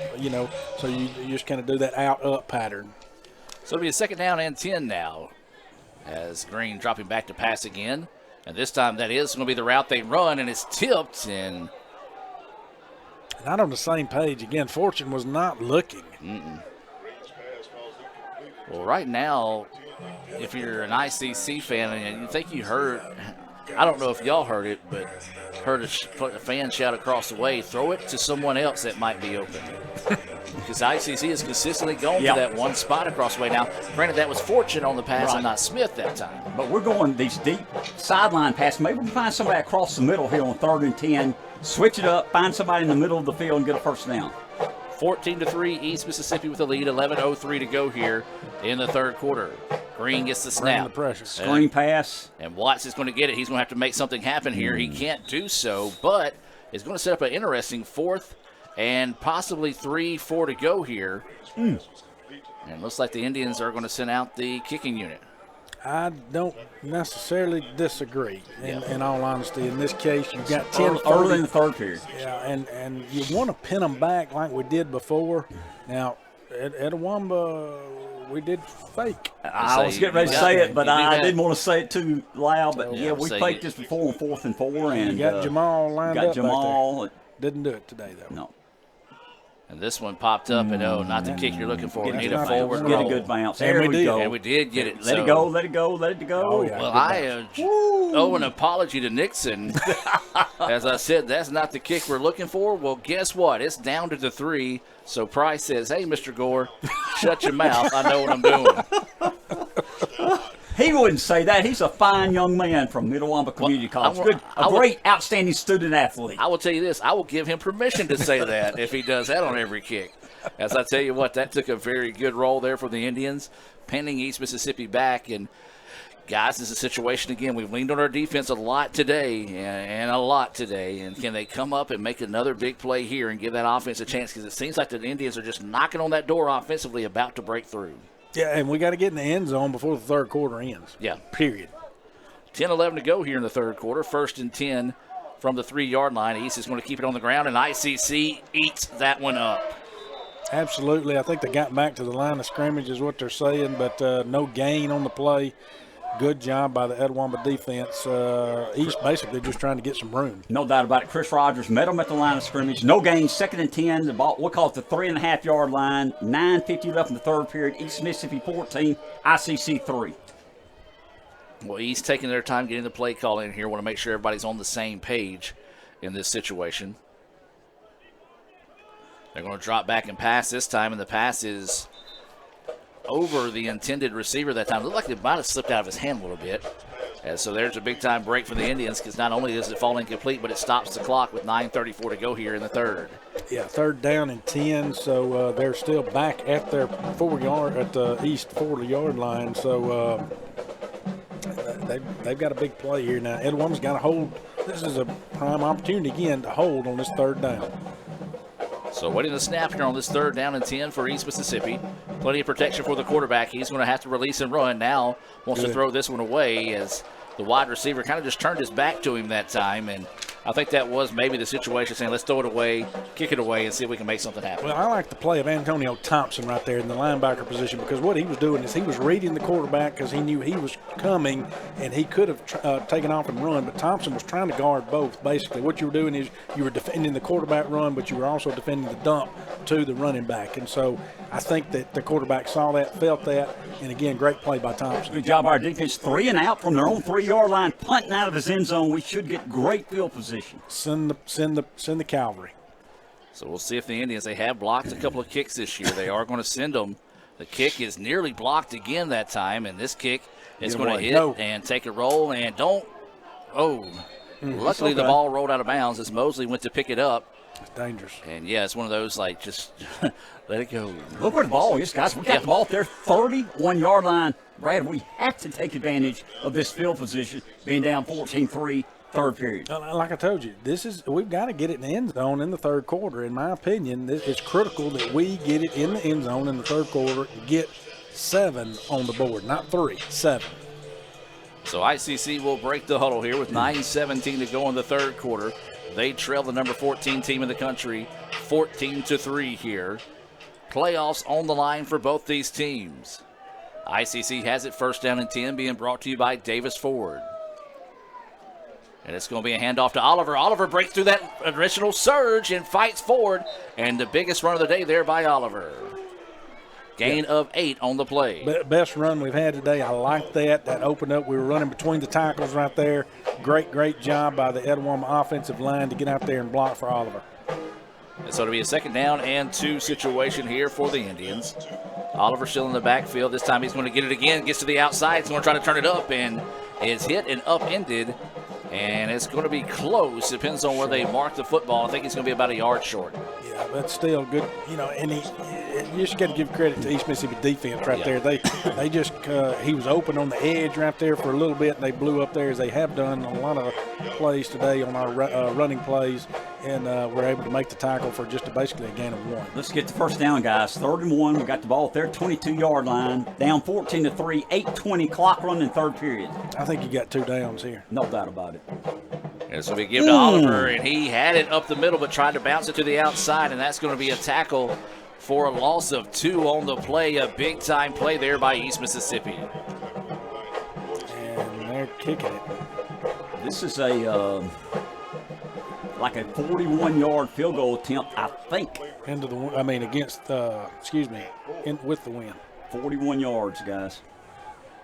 So, I mean, there was no hesitation on that.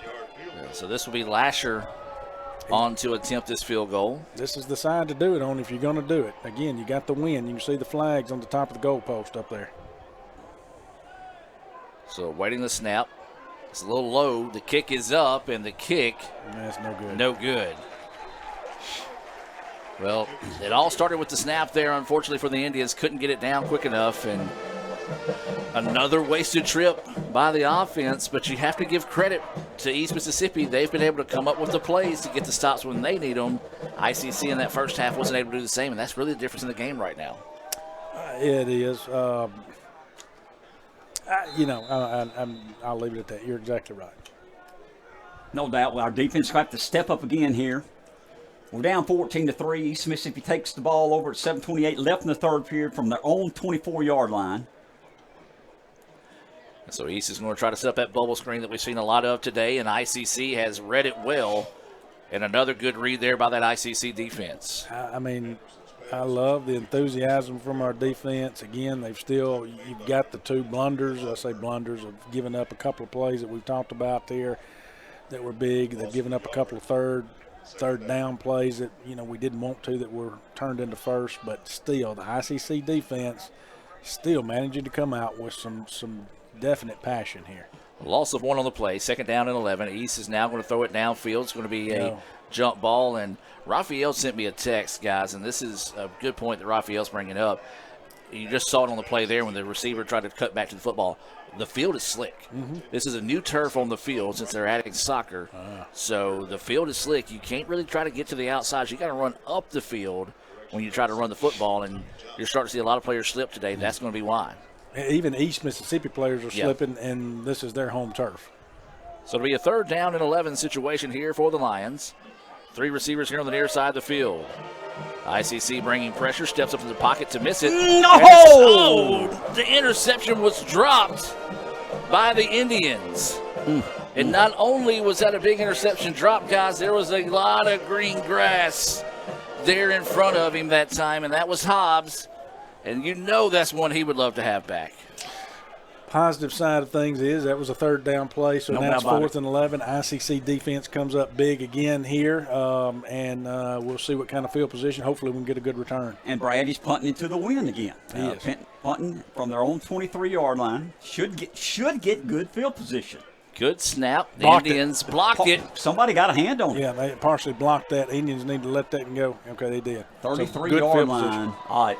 It's time to cash in, Say it boys. again. We need a touchdown in the third quarter. Got to have a touchdown in the third quarter, I'm telling you. So the Indian special teams comes up with a big block there. And so ICC will have it. Let's see where they officially mark the football. I believe it's going to be at the 34. Well, they'll have it first down and 10 here. This first down being brought to you by Davis Ford in Fulton. Also want to remind you some of our other sponsors. Max Home in Sillerton, Alabama, and Fulton, Mississippi. Cagle Eye Center. Tommy Morgan, real estate agent Ricky Murphy, and your State Farm insurance agent in Fulton, Brandon Poland. So ICC will come to the line of scrimmage here. They have dominated the field position here in the third quarter. Green's going to get the snap. Going to throw out of the backfield. That's Watts on the reception. Gain of 4? 4 on the play. And so the ICC Indians, they're trying to find whatever works. And it's one of those that you got to give credit where credit's due. East Mississippi has been able to lock down today when they've had to and have their back against the wall. Yeah, I mean, if not for a couple of huge, big, deep passes that we've been able to hit, you know, East Mississippi's defense has played very well, and they've contained Etowamba's offense. So, you know, if we can take it a little bit at a time, we can still do that. We've still got time to take little bitty shots. East bringing the house, and the pass is complete. Across the middle. Caught and touchdown, Indians! Dylan King, seldom used wide receiver, across the middle, breaks 3 tackles, goes for the touchdown. Yeah, we got that. We needed that. That's huge for Etowamba because right now, I know 6 minutes and 3 seconds are left in the third quarter, but my take on the third quarter is Etowamba has dominated the third quarter thus far. I'm not going to say thus far now, so 6 minutes are left. And, Brad, what did they just do? They got into the end zone. In the third quarter, and that's what you said they needed to do, and they answered the doctor's call as we're waiting for the extra point here. Snap's a good one. The kick is up, and the kick is good. Don't you go anywhere, folks. We've got a good one brewing here in Scuba. ICC trails it 14-10, 6:03 to go in the third. Back with more right after this. When I came back to school this year, I brought my bank with me. And the student checking account at First American National Bank was perfect for me. No monthly fees and no minimum balance. And I can manage my money right from the app. I can do all my banking with text messaging if I want. And I can deposit a check just by taking a photo. It's that easy at FAMB. I took my bank to college with me. I took my bank to college with me. My bank followed me to college. I took my bank to college with me. I took my bank to college with me. It's that easy at First American National Bank. And welcome back to action, ladies and gentlemen. Big time touchdown there for the Indians. Makes it a 14-10 advantage by East Mississippi with 6:03 to go here in the third quarter. And guys, Indians finally cash in, helping that defense that's played so well today. The offense cashes in with a short field. You give our credit to our defense. They've kept their head up. As Brad mentioned, playing with enthusiasm, making big plays, gave our offense another opportunity, and finally we took advantage of that opportunity. We closed the gap to 14-10. We're getting ready for this First American National Bank Stranger Things kickoff, as this kick is going to be hammered and taken at the 5-yard line by East Mississippi. Going to get out to the 25, now breaks to the outside, and a nice open field tackle there by Hobbs, but a good return by the Lions.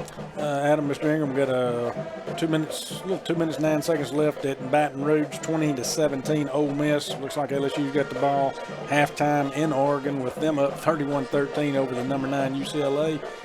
Out in Oklahoma State there, 24-17. Texas taking the lead over them with 7:55 left in the second. And guess what? Up in Tulane, they are laying it to the Memphis Tigers 35-0 at halftime. How about the Green Wave? So East Mississippi now with it first down and 10. Going to keep it on the ground this time. ICC was there. Nice and quick attack as 5:45 to go here in the third. It's 14-10 ICC. Grabbing some momentum here in the third quarter, trying to battle back and see if they can find a way to come from behind and win this one, because the winner of this one, well, for the most part, are pretty much in the playoffs. Yeah, I mean, you take control. Again, being in control of your own destiny, and that's what each team wants right now going into the final week of regular season next week. He throws it, popped up in the air, and great defensive play by Etowama. Again, they're timing it so perfect on these plays over the middle where they're coming in and they're making contact as soon as the ball gets there. They're not able to reel in the pass. The ball's up in the air, and it's always a jump ball. It's a point where we could intercept. Third down, Mr. Ingham, big third down, 3rd and 8. No doubt about it. Oliver and Pack linebackers hit the wide receiver then. Ball went up in the air, fell on the ground. Brad mentioned 3rd and 8, possession down. Come on, Indians. 5:18 the clock stopped with that pass incomplete. Indians bringing late pressure, hits the quarterback as he releases it, forces the ball to sail on him, and it's out of bounds. And a great call there defensively on the delayed blitz. Yeah, I love the call right there. Again, I tell you what, I mean, this, of course, in my coaching days, I was a defensive coach. I'm a defensive-minded individual. This right here, I love that style of football right there. It's excellent, and it provides me with some enthusiasm in this game just to see them out there going and with the enthusiasm and just around the field making hits and making plays. Now they're forced to punt. The Indians blocked the last punt. This is a high snap, and pressure was pushed, and just got it off, and it's going to hit and roll, and it's going to be down inside the 25-yard line, where the Indians will have it 1st down and 10 with 5:03 to go here in the third quarter. Perfectly fine. Not a problem right there. Again, 5 minutes, Mr. Ingham, just still left in the third quarter. We got the ball again. And we're playing winning football. We mentioned on defense have kept us in this ball game. Offense came alive last possession. I'd love to see them come alive again this possession. We're only down 14-10. You mentioned 5:03 left in the third period. Indians playing well to this point, need to play a little better. And so it'll be 1st down and 10, brought to you by Davis Ford. Indians with 3 receivers here on the near side of the field. 1 on the far side, that's Smith. As Green gets the snap, wants to load up and throw to Smith, and just too far on that one. And you're starting to see East Mississippi play a cheater over each side defensively whenever Smith is on the side of the field by himself. And so we'll see if the Indians might be able to use him as a decoy here in a moment and maybe go the opposite way. Well, and we've talked about it too. Again, yes, are the receivers more, vulnerable going across the middle and catching pass? Yes, to hit. Where have we made big plays today? Going over the middle. I'd like to see us go over the middle more with some passes. So it'll be 2nd down and 10, 4:56 to go here in the third quarter. Now ICC wanting to go 5 wide. East bringing pressure, picked up nicely by the Indians. Jump ball, and it's going to be picked off. That's exactly what I just said, is East Mississippi is playing a cheater over the top every time Smith is one-on-one by himself. And that was just an easy interception there by the Lions. Yeah, not what you dialed up right there, not what you wanted, not the perfect scenario at all. And again, so you're asking the defense to come out, and again, okay. Changing footballs, it confused me there. The referees run down the field of football, they change the footballs. So defense needs to answer again because East Mississippi now has good field position. They do. They got the ball thrown 47. We got a little bit, what's the word I'm looking for? Hungry. Too aggressive. Tried to hit the wide receiver deep again. They had double coverage. They made a good play on the ball. Put some little pressure on our defense. They stepped up most of the day. So 1st down and 10 here. It looks like we got a new quarterback in the game here for the Lions. And it's going to be a quarterback keeper this time, and the Indians ready for it, but another solid pickup there on 1st down with the new quarterback in the game. That is number 2. That is going to be Peter Parrish. He is the quarterback out of Phoenix City, Alabama, went to LSU, then transferred to Memphis, is now here in East Mississippi. And Hobbs just went off the field right there, was able to go off on his own power, but he ran off the field and looked like a little injury. And this is going to be a give to the running back in the backfield. The Indians stack him up a gain of maybe 1 or 2 on the play. So it's going to bring up a 3rd down and about 3 situation here for East Mississippi. Adam, I believe this is their running quarterback, so we need to watch the run here. 33 big possession play for the Indians. But they're going to change the play at the line of scrimmage now as Parrish will come to the line. I believe that's Callaway in the backfield with him. And it is going to be a run by Parrish. He's going to try to get to the outside. The Indians stack him up and make the play. Excellent job there by the Etowah defense. 4th and 2, and they're thinking about going for it on our 45-yard line, guys. We'll see what they elect to do here as they are kind of they're going going to go for it in this situation. 4th and 3, they mark it at the 46. Yeah, so no gain on the play. And this could be a big play here for this Indian defense. Don't jump off sides. Stay on side. You're right, Brad. They might be just they might take the delay of game to get a little bit more room to kick it here. But instead it is going to take it. Quarterback's going to throw this one, and he catches it. His knee was down when he caught it, but he's going to be enough for the first down. I think we gave too much cushion in. Ran a little 5-yard pattern, turned around. Give them credit. Good pass, good first down. East Mississippi quickly back on top of the ball here. 2:55 and counting in the third. East with one of their better drives here in the third quarter.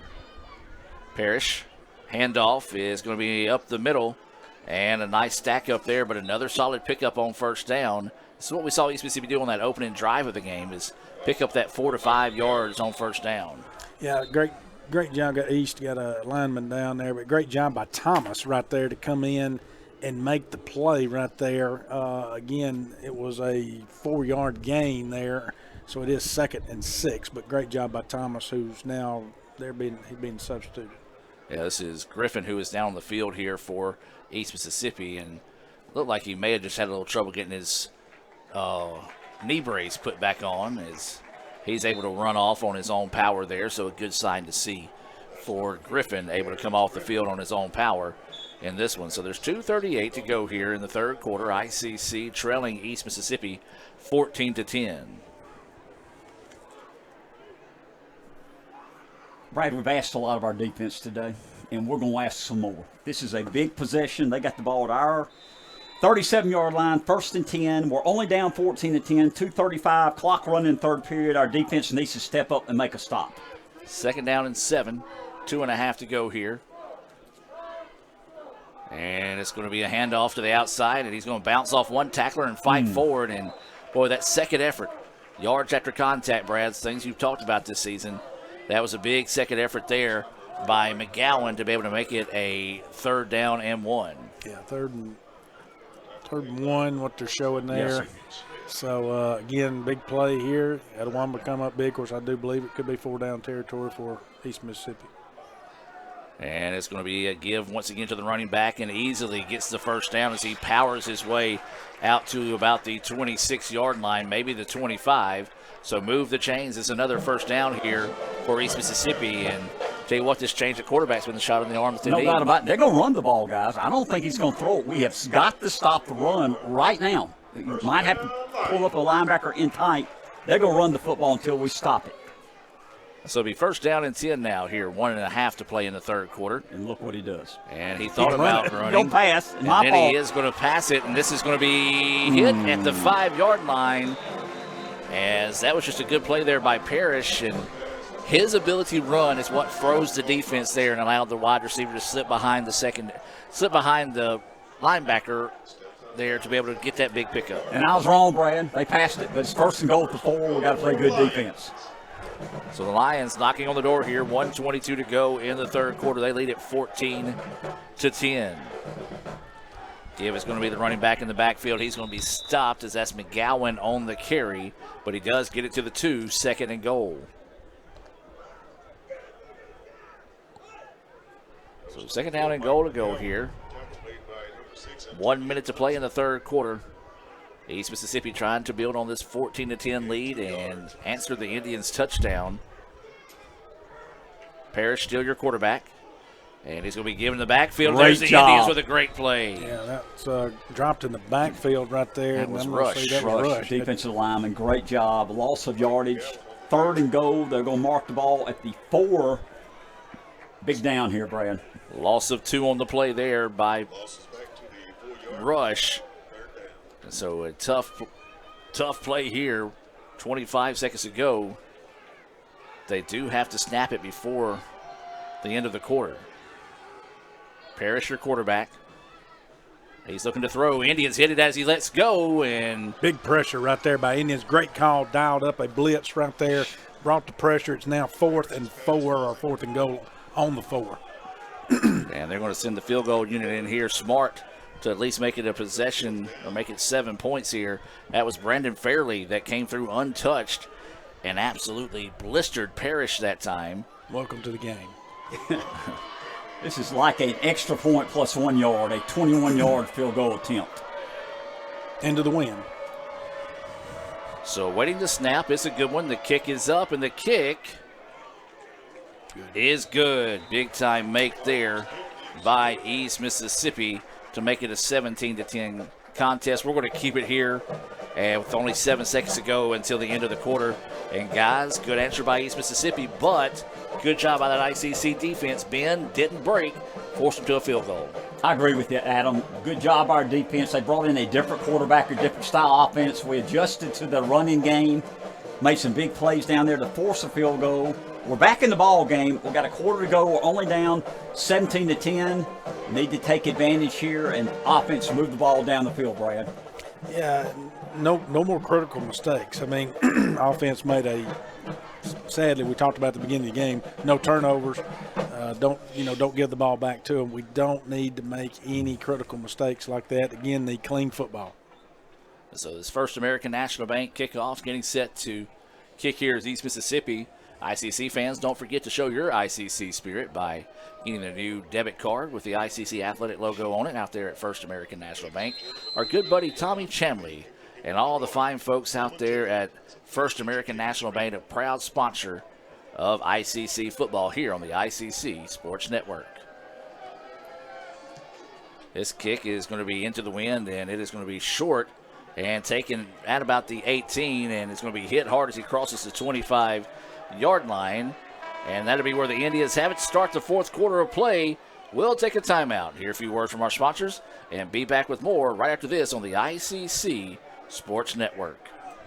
Hey Indian fans, I'm Ricky Murphy, real estate agent, Tommy Morgan Realtors, and I'm also a proud alumni of the All-American Marching Band. Itawamba Community College was my home for 2 years, and where you decide to make your home will be one of the most important decisions of your life. Whether you're looking to create a plan to buy your first home, or if you're ready today to make a move into your forever home, give me a call or send me a message so we can discuss your next move. And from my family, Roll Tribe! Want to make a good living? Come learn a skill at Max Home. Upholstery trainees start at $15.50 an hour. Our upholsterers average $23 an hour and can make above $28 an hour on production. We're also offering a $500 sign-on bonus to experienced upholsterers. Max Home is hiring for all positions and is willing to train quality people. Max Home makes all their custom-built products in the USA. Join the best, train with the best, be the best. Max Home, Bolton, Mississippi, and Max Home, Sulligent, Alabama. And welcome back as we start the fourth quarter of play here at East Mississippi. ICC trailing 17-10 here. Playoffs on the line for both the teams. Indians sitting in a substitution. Late substitution there. As Green, your quarterback, and it's going to be a handoff in the backfield. And again, Brad, we talked about it. That hole opens up for a split second, but East Mississippi does such a great job on that defensive front to close it up as soon as you see it. And another good tackle there. What looked to be a gain of 3 or 4 turns into a gain of 1. Yeah, it looked like Hudson was one of those that came in on the linebacking crew there for East Mississippi. They've got a great linebacking crew that we've talked about, and they'll close those holes up just as soon as they open. So it's going to be second down and 9. It's going to be a free play here. Indians are going to load up, chunk it downfield, looking for Smith, and couldn't quite get enough arm underneath at that time, but it will be offside there on East Mississippi. We better get them with that a few times today. Jim, you got a score on that Ole Miss game? The halftime score, LSU 20, Ole Miss 20, LSU 17. So, Ole Miss fans happy to hear that. I know there's so many people upset that we're not on 101.9 FM right now. No doubt about it. We were like, look, we understand this is a big game for Ole Miss and LSU. Give them a break. Let them have it. They're kind of a rival, so we're going to let right. y'all have it this weekend. So yes, all those Ole Miss fans, you're welcome. So it's going to be a 2nd down and 4 situation after the penalty there. ICC with the football. 3 receivers here on the near side of the field. Green dropping back to pass. Going to load up. Got a man, jump ball, and just could not find it. Guys, I'm going to say this, though. ICC got away with a holding call bigger than anything because the referee reached for his flag and for some reason did not throw it because the young man from East Mississippi got in the backfield. ICC spun him in a complete circle when they grabbed him. And probably when he reached in his pocket, he remembered that holding play that they scored a touchdown on back here. There you go. I like it. So that pass falls incomplete after the Indians take the big shot there. 3rd down and 4 is the situation here for ICC. They trail it 17-10 here in the 4th quarter with 14-16 to play.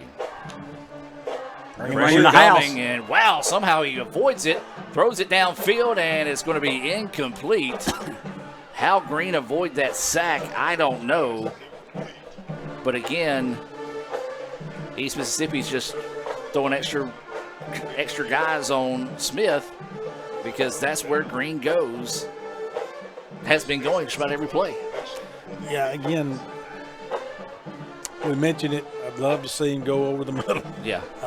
They're going outside, the go routes, the hitch routes on the outside, or the up and out. They're running a lot of those routes, and they've had them. They've covered them all day. We got Smith once or twice in the first half, but hadn't been able to get him since. Nixon kicking into the wind, a nice spiraling kick away from the return man. It's going to hit and take a Jim Ingram roll back 3 yards like his pitching wedge there, and East Mississippi will have it with a 1st down and 10. Oh, my bad, you're Sam Wedge, Mr. Jim. You don't have that type of action on your pitching wedge.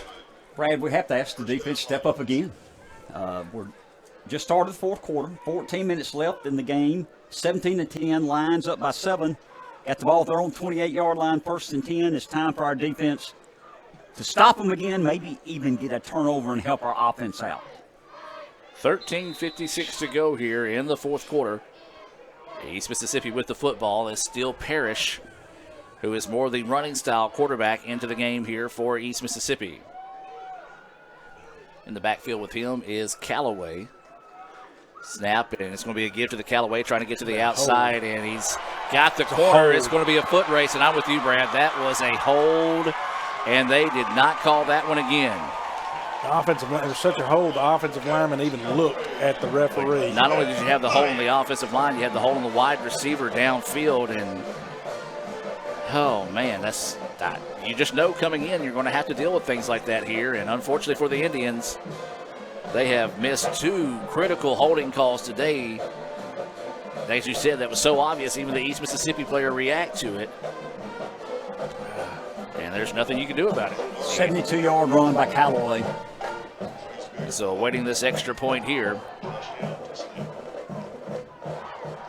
This kick is up, and the kick is good. We're going to take a break and hear from Cagle Eye Center because we need the referees to go check them out. You can see them at 862-EYES.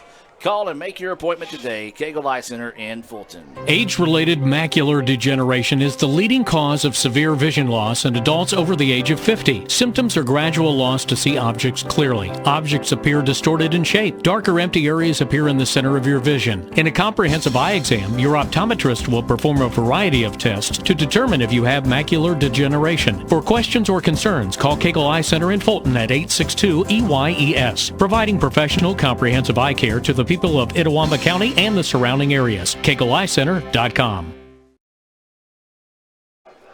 And welcome back. Hopefully the officials saw the advertisement. I'm kidding, folks. Halfway kind of kidding. 24-10 after that 72-yard touchdown run, aided by a couple of holds there by East Mississippi. We'll get ready for a First American National Bank kickoff. And the wind in the back here. So ICC, well, first, need to get a good return here for the Indians. But 2, you got to have an answer here because now time becoming an issue, down 2 scores with 13:42 to go here in the 4th quarter. Adam, you're saying it was good blocking / holding on the play. No, I'm saying it was / holding on the play. As Gotcha. This kick goes into the end zone, so the Indians will have it 1st down and 10. I agree. I mean, there were, like you say, 2 points of contact there where it was holding. Of course, we got to put that behind us, but I saw one on the lineman, and I know you saw the other on the receiver, Adam, and It was, and again, it was right there in front of the officials. They didn't say anything. They didn't throw the flag. So here we go. We got to load up and do what we got to do and try to get ourselves back in it, and we need a quick strike. And we got time. We almost got a whole quarter. Yes, we're down 24-10, but we got to move the ball, and possessions are drying up quickly. This is a key possession. So it'll be a first down and 10 brought to you by Davis Ford and Fulton. And it's going to be a handoff to Watts. He's able to snake his way through across the 30-yard line.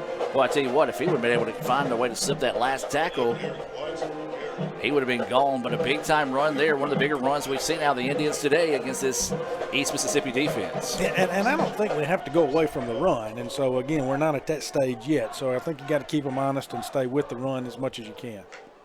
So second down, and let's call it 4. Want to throw the pass out. It is complete. Reeled in there, and a nice job that time by King, who absolutely tattooed, but held on to the ball and will move the chains for another first down. All right, I like this style. I mean, we're going to a little shorter passes, trying to not try to get it all in one big bite like we've been doing. So hump the horn and move the chains. That's another first down being brought to you by Davis Ford and Fulton, as the Indians trying to march down the field, trailing 24-10 here with inside 13 minutes to play in the contest. Green going to change the play from the line of scrimmage. The East Mississippi band fired up here to our right. Green throws over the middle, and pass is going to fall incomplete, intended for King that time. And just good coverage that time by East Mississippi. All right, they went over the middle like we asked them to do, and again, it was a high pass. Not that that was bad in that situation because it was good coverage. So good job by the East Mississippi defense. It's 24-10. Lines up over the Indians. 12:39 left in the fourth period. Indians have the ball at their own 36-yard line. Second down, 2nd and 10. 3 receivers on the far side of the field. 1-on-1 coverage here with King below us. Watts in the backfield. He'll sneak out. Now they'll throw over the middle. It's going to be caught. I believe that's King. And King turned to plant and run upfield, but his feet slipped out from underneath him that time. But a good job by Green to get out of the way because East had brought the house. They did, and he's now getting up from that. But he is up. So Green jogging back to the line here and to get the play. So you got a 3rd and 6 now situation. 12 minutes, clock ticking. 12:05 here in the fourth. Play clock down to 10 seconds, and ICC still not at the ball, and now they finally do so. 5 seconds on the play clock. Green's going to get the snap. Play action fake. Is going to roll it out. There it is, Jim, to that tight end play to Brooks, and Brooks lowers his head, and that's going to move the chains for another first down. Great job right there. Great call, and good job by not having to take the timeout. We don't want to have to take timeouts right now. We want to save those if we possibly can. Good job by Brooks playing a lot of tight end today. He went down and out toward the sideline. I like to see him go down and in the middle, hit him across the middle for the tight end. So it'll be first down and 10 here. The ball at the 50-yard line. 11 and a half to go in the contest. ICC don't have to hit that panic button yet, but doing a work with some purpose here on the offensive end. Green's going to get the snap. Over the middle is caught.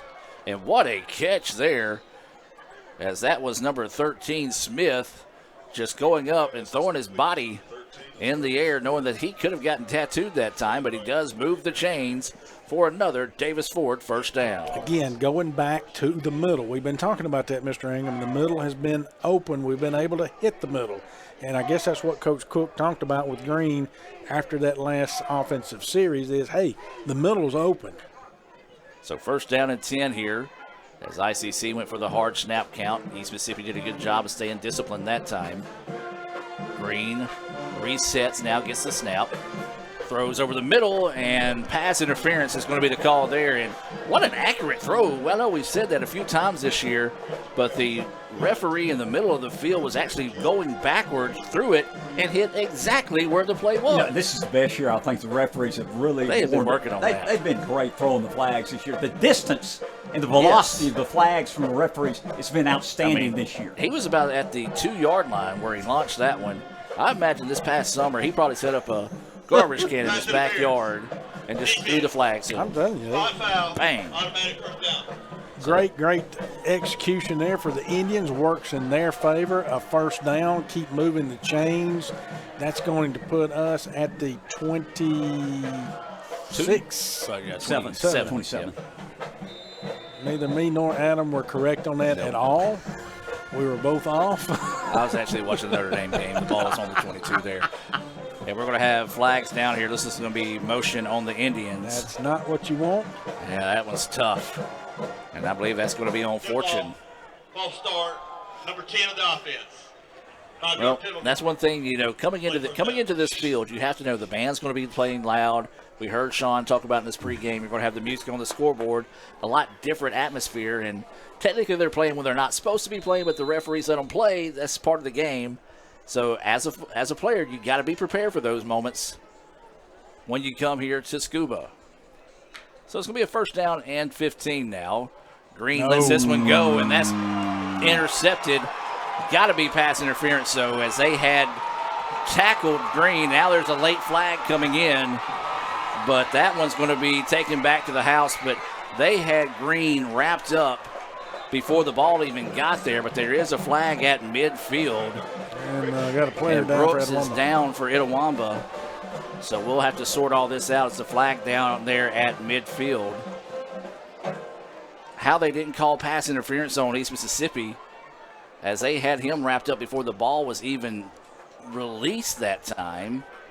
Now, do credit the player jumped in front of the route to pick it off.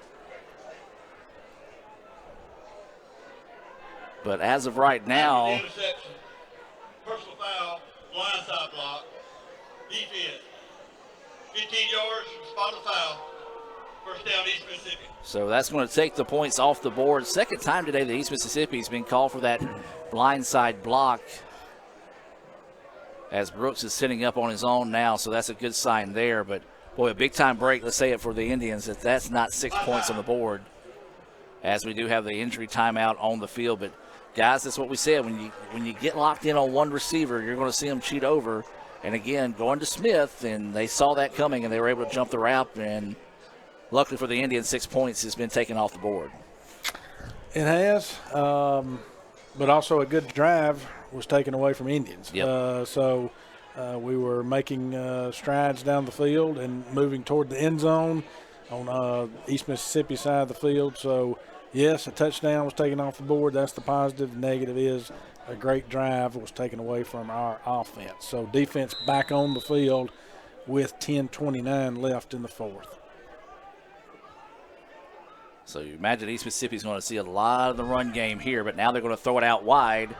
That run-pass option, and ICC handles it pretty well. Minimum pickup on the play, but a smart play there by Parrish. Drew that defense up and was able to draw it forward, and wow, they give him a pretty good spot across the way. And so what I thought was a minimum pickup actually turns into a pickup of 7 on the play. So it'll be a second down and 3. Quarterback's going to keep this time. He'll have the first down and then some as he gets the ball out to midfield.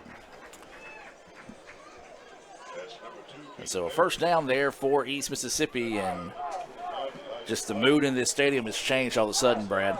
Yeah, the clock's now under 10 minutes left in the fourth. East is running the ball, rightfully so at this point. They may throw here, but now they're doing a little RPO. Of course, we busted that one up big time, so they're going to stop that play. But, you know, Indians going to have to work with some energy and some passion and some momentum right here to get this thing turned around pretty quick, because we're in critical crunch time, Mr. Ingram, because we're down 2 touchdowns. Down 2 touchdowns, clock running, 9:20 left in the ball game. East Mississippi has the ball at midfield. What is it, second down and 12? Should be about second down and 13 here, coming up on 9 minutes to play in the contest. Parrish still your quarterback. He's going to keep, and the Indians are there in the backfield to make the play. Yeah, great job by the Indian defense back there, getting back there, and they're flying to the ball. They are. Of course, the clock, bad thing is, the clock's still running, but it is a third, and that's going to be more than 13. That's going to be about 16 to go. So he lost probably about 3 yards. About 17. Either way, it's going to be third down and long here with 8:37 and counting left here. ICC's defense, can they come up with a big stop here? Parrish, your quarterback, third down and long. He's going to decide to tuck and run. He's going to break off one tackle, spins forward, fighting forward, and he's going to get down to the 40. So it's going to be a fourth down and about 3 situation. So decision-making time here for East, and they're going to keep the offense on the field. Tough break there for the Indians, as that was a great run there by Parrish. So fourth down and 3. Can the Indians get a turnover on downs here to get the ball back to the offense? Looking to throw out to the flats, wide open. You just can't give that type of cushion on a 4th and 2, 4th and 3 situation, as that was an easy pickup and that'll move the chains with ease. Yeah, you're to the point now, and in my opinion, of course, you need a turnover. Yeah. Got to have something big here. 7.5 to play. ICC trailing 24-10. East Mississippi trying to drive to put this game on ice. Looking to go long. Got a man, and it's in there. Touchdown, East Mississippi. Well, that was just a beautiful throw and catch by East Mississippi. It beat the defender by 2 steps. Put it right where he needed to be as he dropped it into the breadbasket. And that's a touchdown for the Lions. Yeah, great throw. And that was a perfect pass right there. I mean, it was. The only way he could have done any better if he would have walked down there and handed it to him. Exactly. I mean, it was a great pass right there. And, of course, dual threat quarterback. We hadn't seen him until the second half of the game here, and he's done a great job. So winning the extra point here for East Mississippi. The kick is up, and the kick is good. We'll take a break and be back with more right after this on the ICC Sports Network. First American offers online and mobile banking features to make your banking experience easy and safe. Activate or deactivate your debit card as needed, attach images to your transactions, apply travel notices to your account, and make person-to-person payments. You can even set up text alerts to guard against unauthorized spending or just to monitor your account balance. The best part is that you can bank anytime, anywhere. At First American National Bank, get that hometown feel, the high-tech touch. And welcome back, ladies and gentlemen. A big-time play there by East Mississippi. And a beautiful throw and catch to go up 31-10. And the unfortunate thing right now for ICC fans, when fans see this score right now, it's not going to accurately reflect how this game has been played up to this point. With 7:23 to play, the Indians were in this, had some chances. Some breaks go against them in this case, but that's what you got to do when you're on the road, or whether you're on the road or at home. You got to take advantage of those breaks, but when you're on the road, you got to fight through those breaks. But the Indians just haven't been able to do so here in the second half. This kick is going to be a yard into the end zone. ICC is going to try to take it out. Now cuts up the middle. He's going to be hit as he crosses the 20. And the ball came free, and it's still loose, and looks like ICC may have fallen on top of it, and they did. I think Muscle White recovered the fumble for the Indians, but we're backed up at our own 15 or 16-yard line. Adam, you mentioned we're down 31-10, 7-11 left in the ball game. Well, again, that's one of those that the ball's going into the end zone. You know it's going to come out to the 25. Let it go. Because East Mississippi has had good coverage today on their special teams. So ICC, they've got to come back in a hurry here. Speaking of coming back, UNLV trying to do so. No, they're not. They're only down 37-21. What's going on? With 8 minutes to go in the fourth quarter. Notre Dame being Notre Dame this season. And the Indians are going to hand it off, trying to get to Oliver on the outside. And East Mississippi showing off some great speed there. And may have gotten back to the original line of scrimmage. It'll be a second down and 10. Got out of bounds, so that stopped the clock. Right now, third quarter, 20-17. Still Ole Miss up with LSU still got the ball. Oregon still up on UCLA, 31-16. Texas still up on OK State, 31-24. And Tulane still having their way with Memphis, 35-7. Green unloads. He's hit as he throws and cannot link up with Fortune that time. And guys, that was open because East Mississippi had two guys pulled downfield trying to go with Smith. And so good read that time by Green. Unfortunately, he was hit as he threw. The ball sailed on him, and a big-time stop there for East Mississippi, as now it forces ICC in a 3rd down and 10 situation. So third down and 10 here. And they're going to try to set the screen, and, well, it was intended for Oliver. Oliver was there, but one of the linemen for ICC just couldn't quite get out of the way in time, and it's going to fall incomplete. It'll be a 4th down and 10 situation with 6:38 to play. Tough play there. The offensive lineman was in the way, but it did hit Oliver's hand, and he got tattooed by the linebacker. The play did not work. We have to punt here with, what's the time left? 6:38 left in the game. We're down 31-10. Indians punting from their own 15-yard line. Punting into the wind that has played some factor in this game today. We saw East Mississippi, some of their kickoffs, struggle to get downfield because of this wind. This is not blowing hard, but it's blowing across the field at a pretty good pace. Snap's a good one. The kick, and this one is going to be taken at just on the positive side of the 50. Gets to the outside looking for a block. Steps by one guy, but it ran out of bounds. And again, that wind coming into play there as that one kind of got up in the air and forced the ball to fall. And now East Mississippi will have great field position on ICC's 11-yard line, 1st down lines. And so East Mississippi can really put this thing on ice with a score here. They lead at 31-10 with 6:23 to go in the 4th quarter.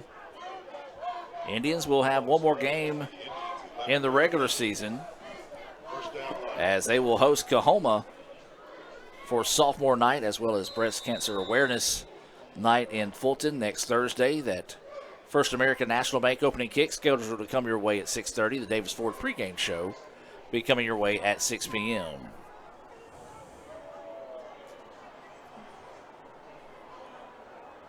So the handoff, and that is going to be Howard on the carry.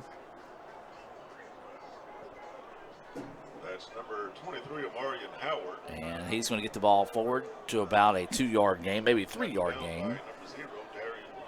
They have 7 offensive linemen in now, Adam. They're going to run the football, you would think. They got that and the their big power, boy package in, yes. Their power back in the game as well here, as they're just going to try to power this one forward, knowing that they can eat up some time before getting in this end zone would be huge as well. And then that one squirted forward and nearly gets out to about the 3. They're going to mark it back where his knee went down at the 4. So it'll be a 3rd down and 3 to go here. You can still get the 1st down without getting the touchdown.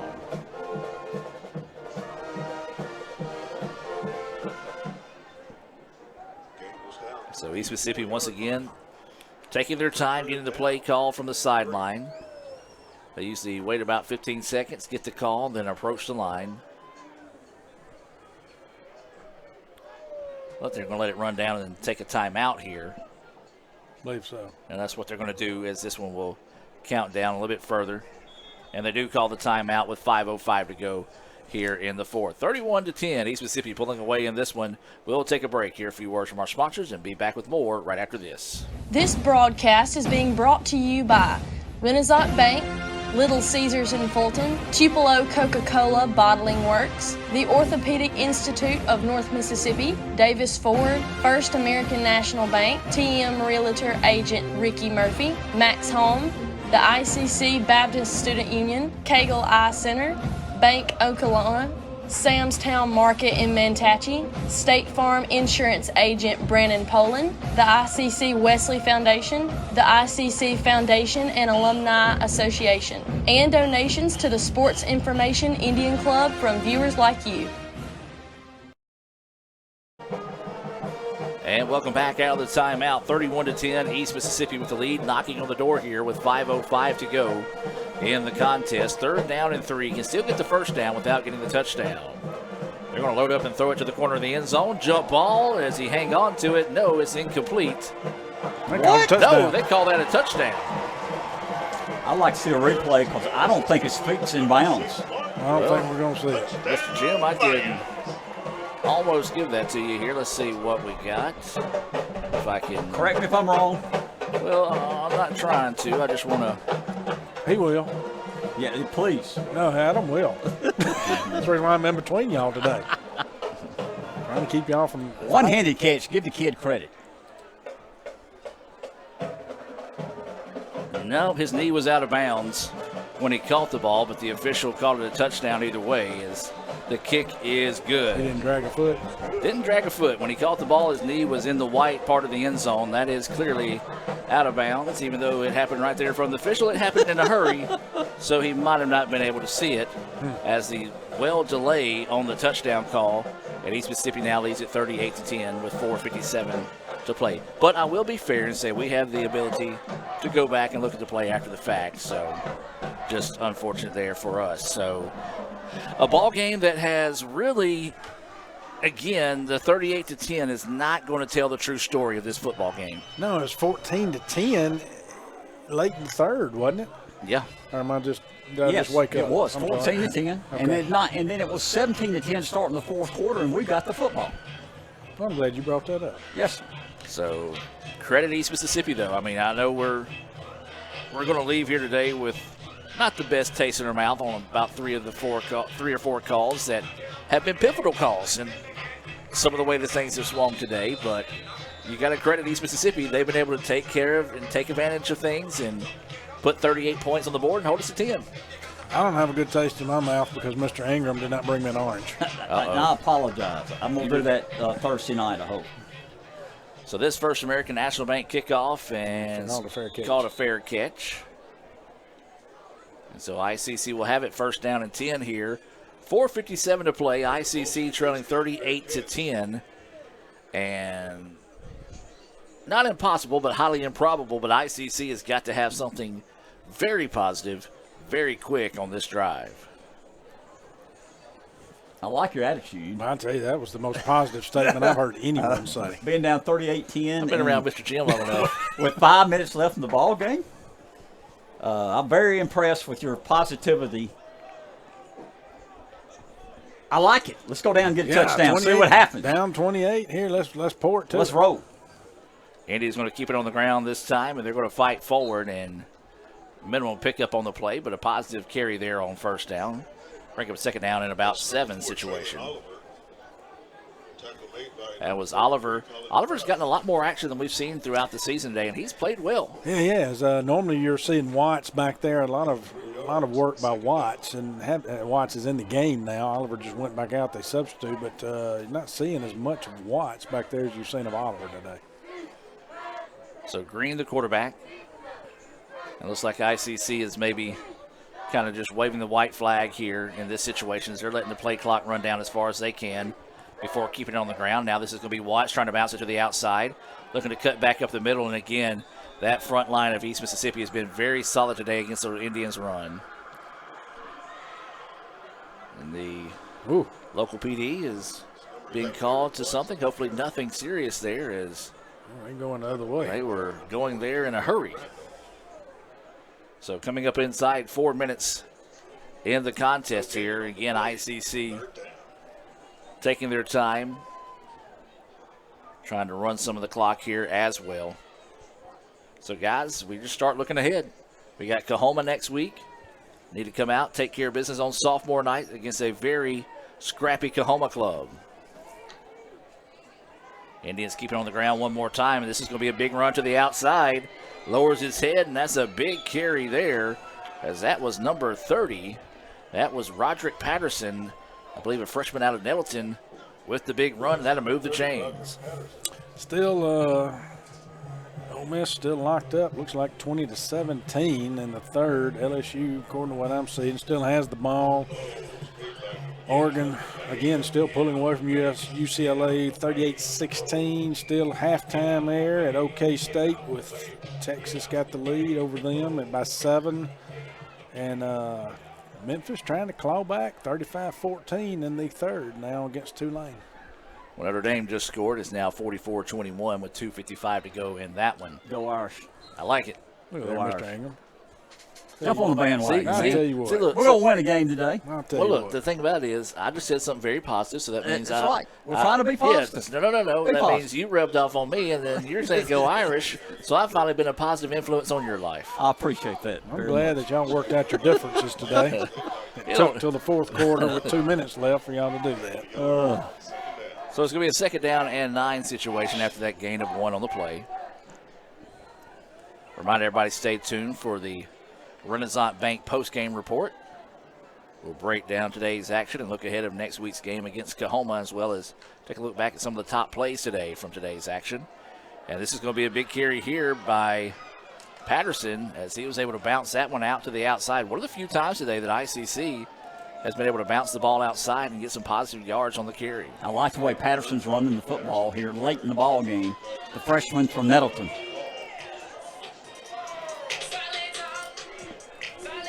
And so it'll be a 3rd down and 5 situation as Brad's theme song has come on. Yeah, I tell you, they're playing that loud.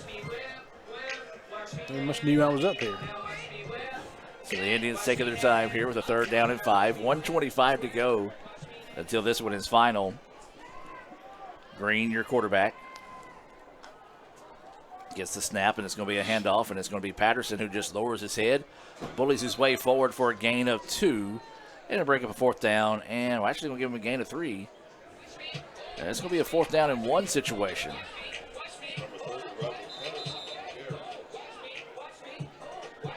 So strong run there by Patterson up the middle. And it'll be a 4th and 1 situation, and Indians going to let it run down as far as they can. See if they can pick up this 1st down. And you figure if they don't, East Mississippi will come out, take the knee, and call it a day. Well, everybody moved there, and the referee blows this one dead.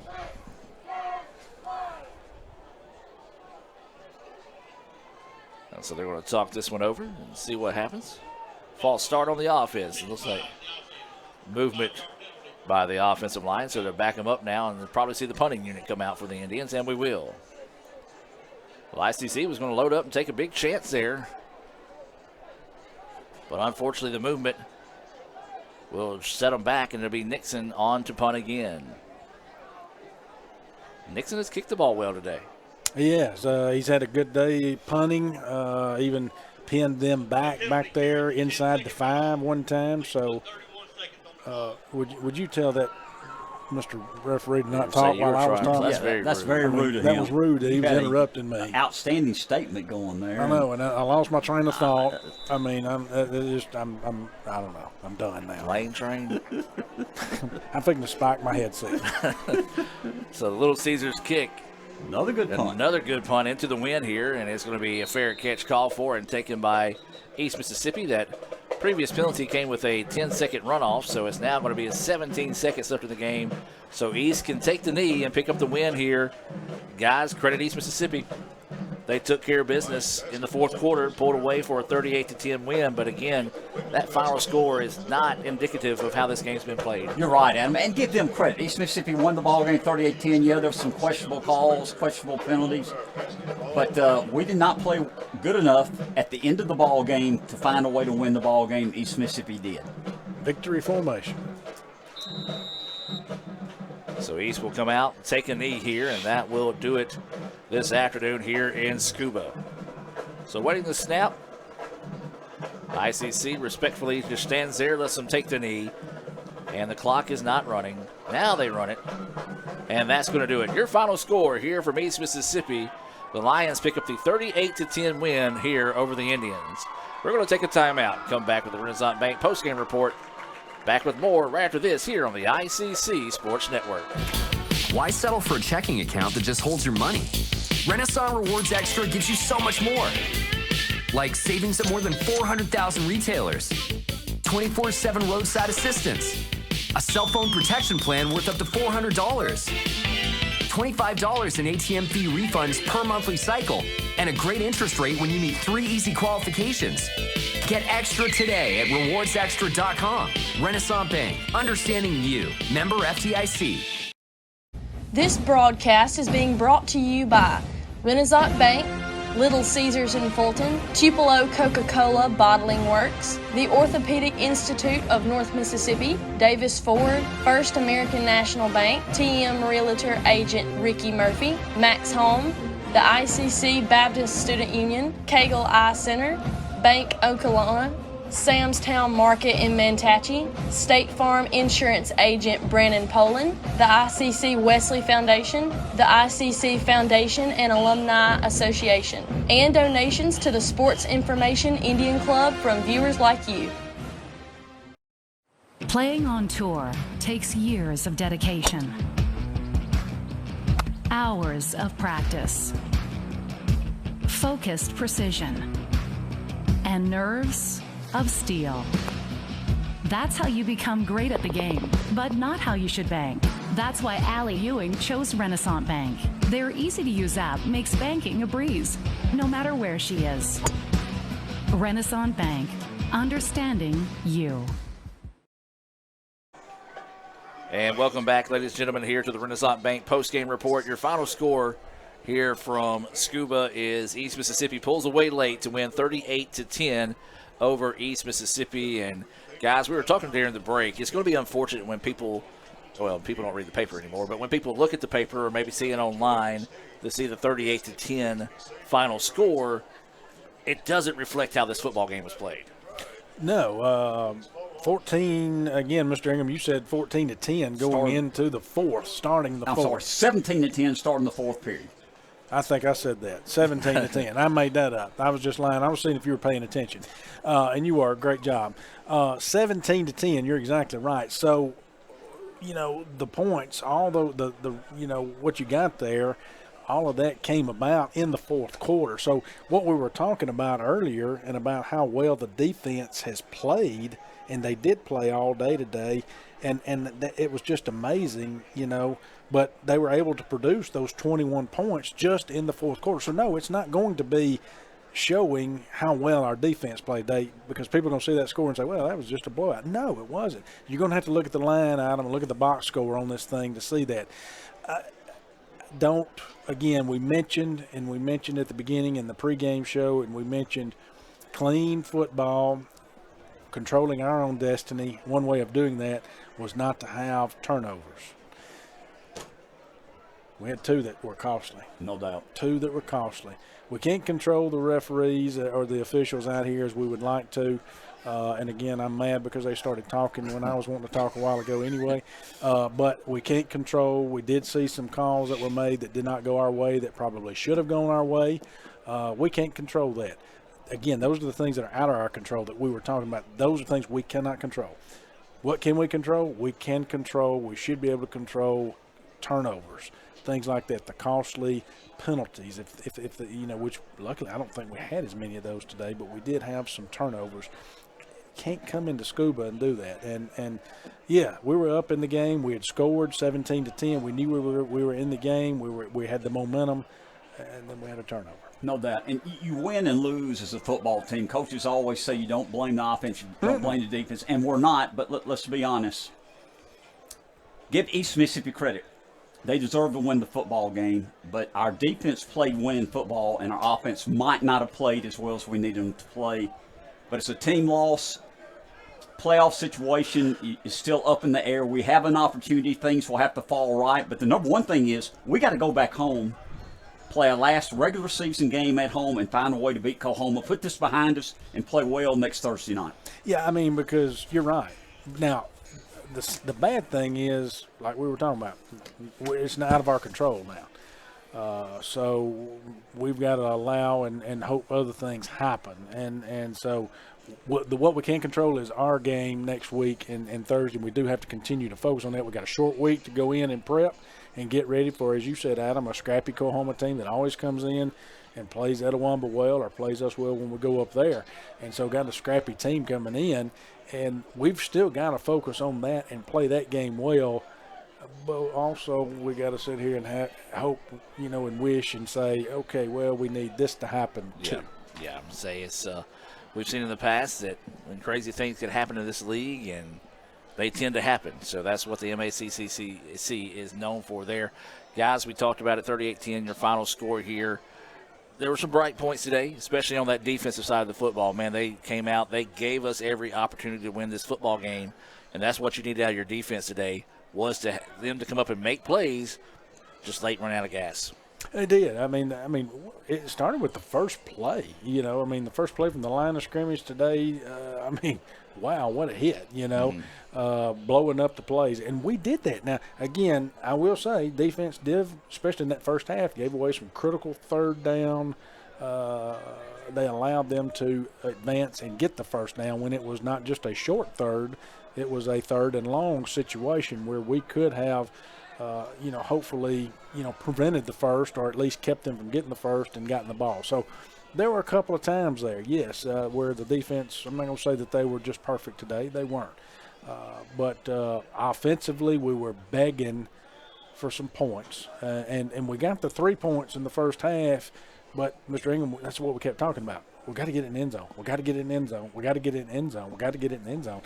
We did get it in the end zone, and when we did, we were in the game, but all of a sudden, we were out. Got away from us. And I like the effort. As Adam mentioned, and he's right on target here, we lose 38-10, but the game's a lot closer than that. Our defense played a lot better than that.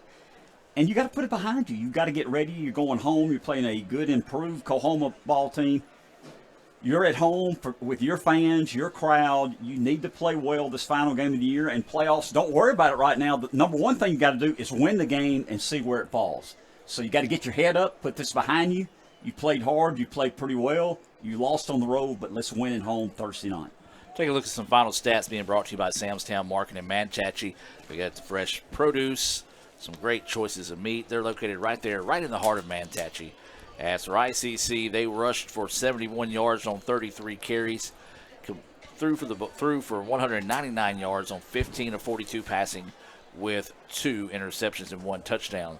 Leading the Indians in the rushing department was Red Parker, who came in the game, carried the ball twice for 26 yards.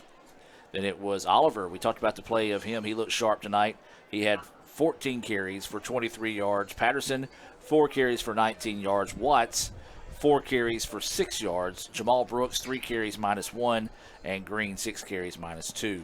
For ICC in the receiving department, it was Smith with 3 catches for 89 yards. Watts had 4 catches for 18 yards. King, 3 catches for 40 yards and 1 touchdown. You had Zay Davis, 3 catches for 24 yards. Nick Fortune, 2 catches for 19 yards. And Jamal Brooks, 1 catch for 9 yards. We talked about the kicking of Bryce Nixon today. He had 9 punts for an average of 39.2 yards. 2 of them were inside the 21. Was a touchback. Of course, scoring for ICC was Bryce Nixon. He had a 24-yard field goal. Thank you. I just went brain dead there, guys. Not surprised, I know. Brandon Fairley led the way. These stats unofficial with 8 tackles. He had 4 Indians with 6 tackles on the afternoon. Thompson, Smith, Oliver, and Davis. So that's going to wrap up your stats there this afternoon as ICC falls to East Mississippi by the final score of 38-10. Indians will be back in action on Thursday against Coahoma. It'll be a 6:30 kickoff. It'll be sophomore night. We want to invite everyone to come out, help support the Indians, and cheer them to victory against the Tigers of Coahoma. So for Jim Ingram, Dr. Brad Boggs, Raphael Henry, Lee Adams, I'm Adam Gore saying so long from Scuba. ICC falls 38-10. Have a blessed evening, and as always, roll Tribe. Playing on tour takes years of dedication, hours of practice, focused precision, and nerves of steel. That's how you become great at the game, but not how you should bank. That's why Allie Ewing chose Renaissance Bank. Their easy-to-use app makes banking a breeze, no matter where she is. Renaissance Bank, understanding you. This broadcast is being brought to you by Renaissance Bank, Little Caesars in Fulton, Tupelo Coca-Cola Bottling Works, the Orthopedic Institute of North Mississippi, Davis Ford, First American National Bank, TM Realtor Agent Ricky Murphy, Max Home, the ICC Baptist Student Union, Cagle Eye Center, Bank Okolona, Sam's Town Market in Mantachie, State Farm Insurance Agent Brandon Poland, the ICC Wesley Foundation, the ICC Foundation and Alumni Association, and donations to the Sports Information Indian Club from viewers like you.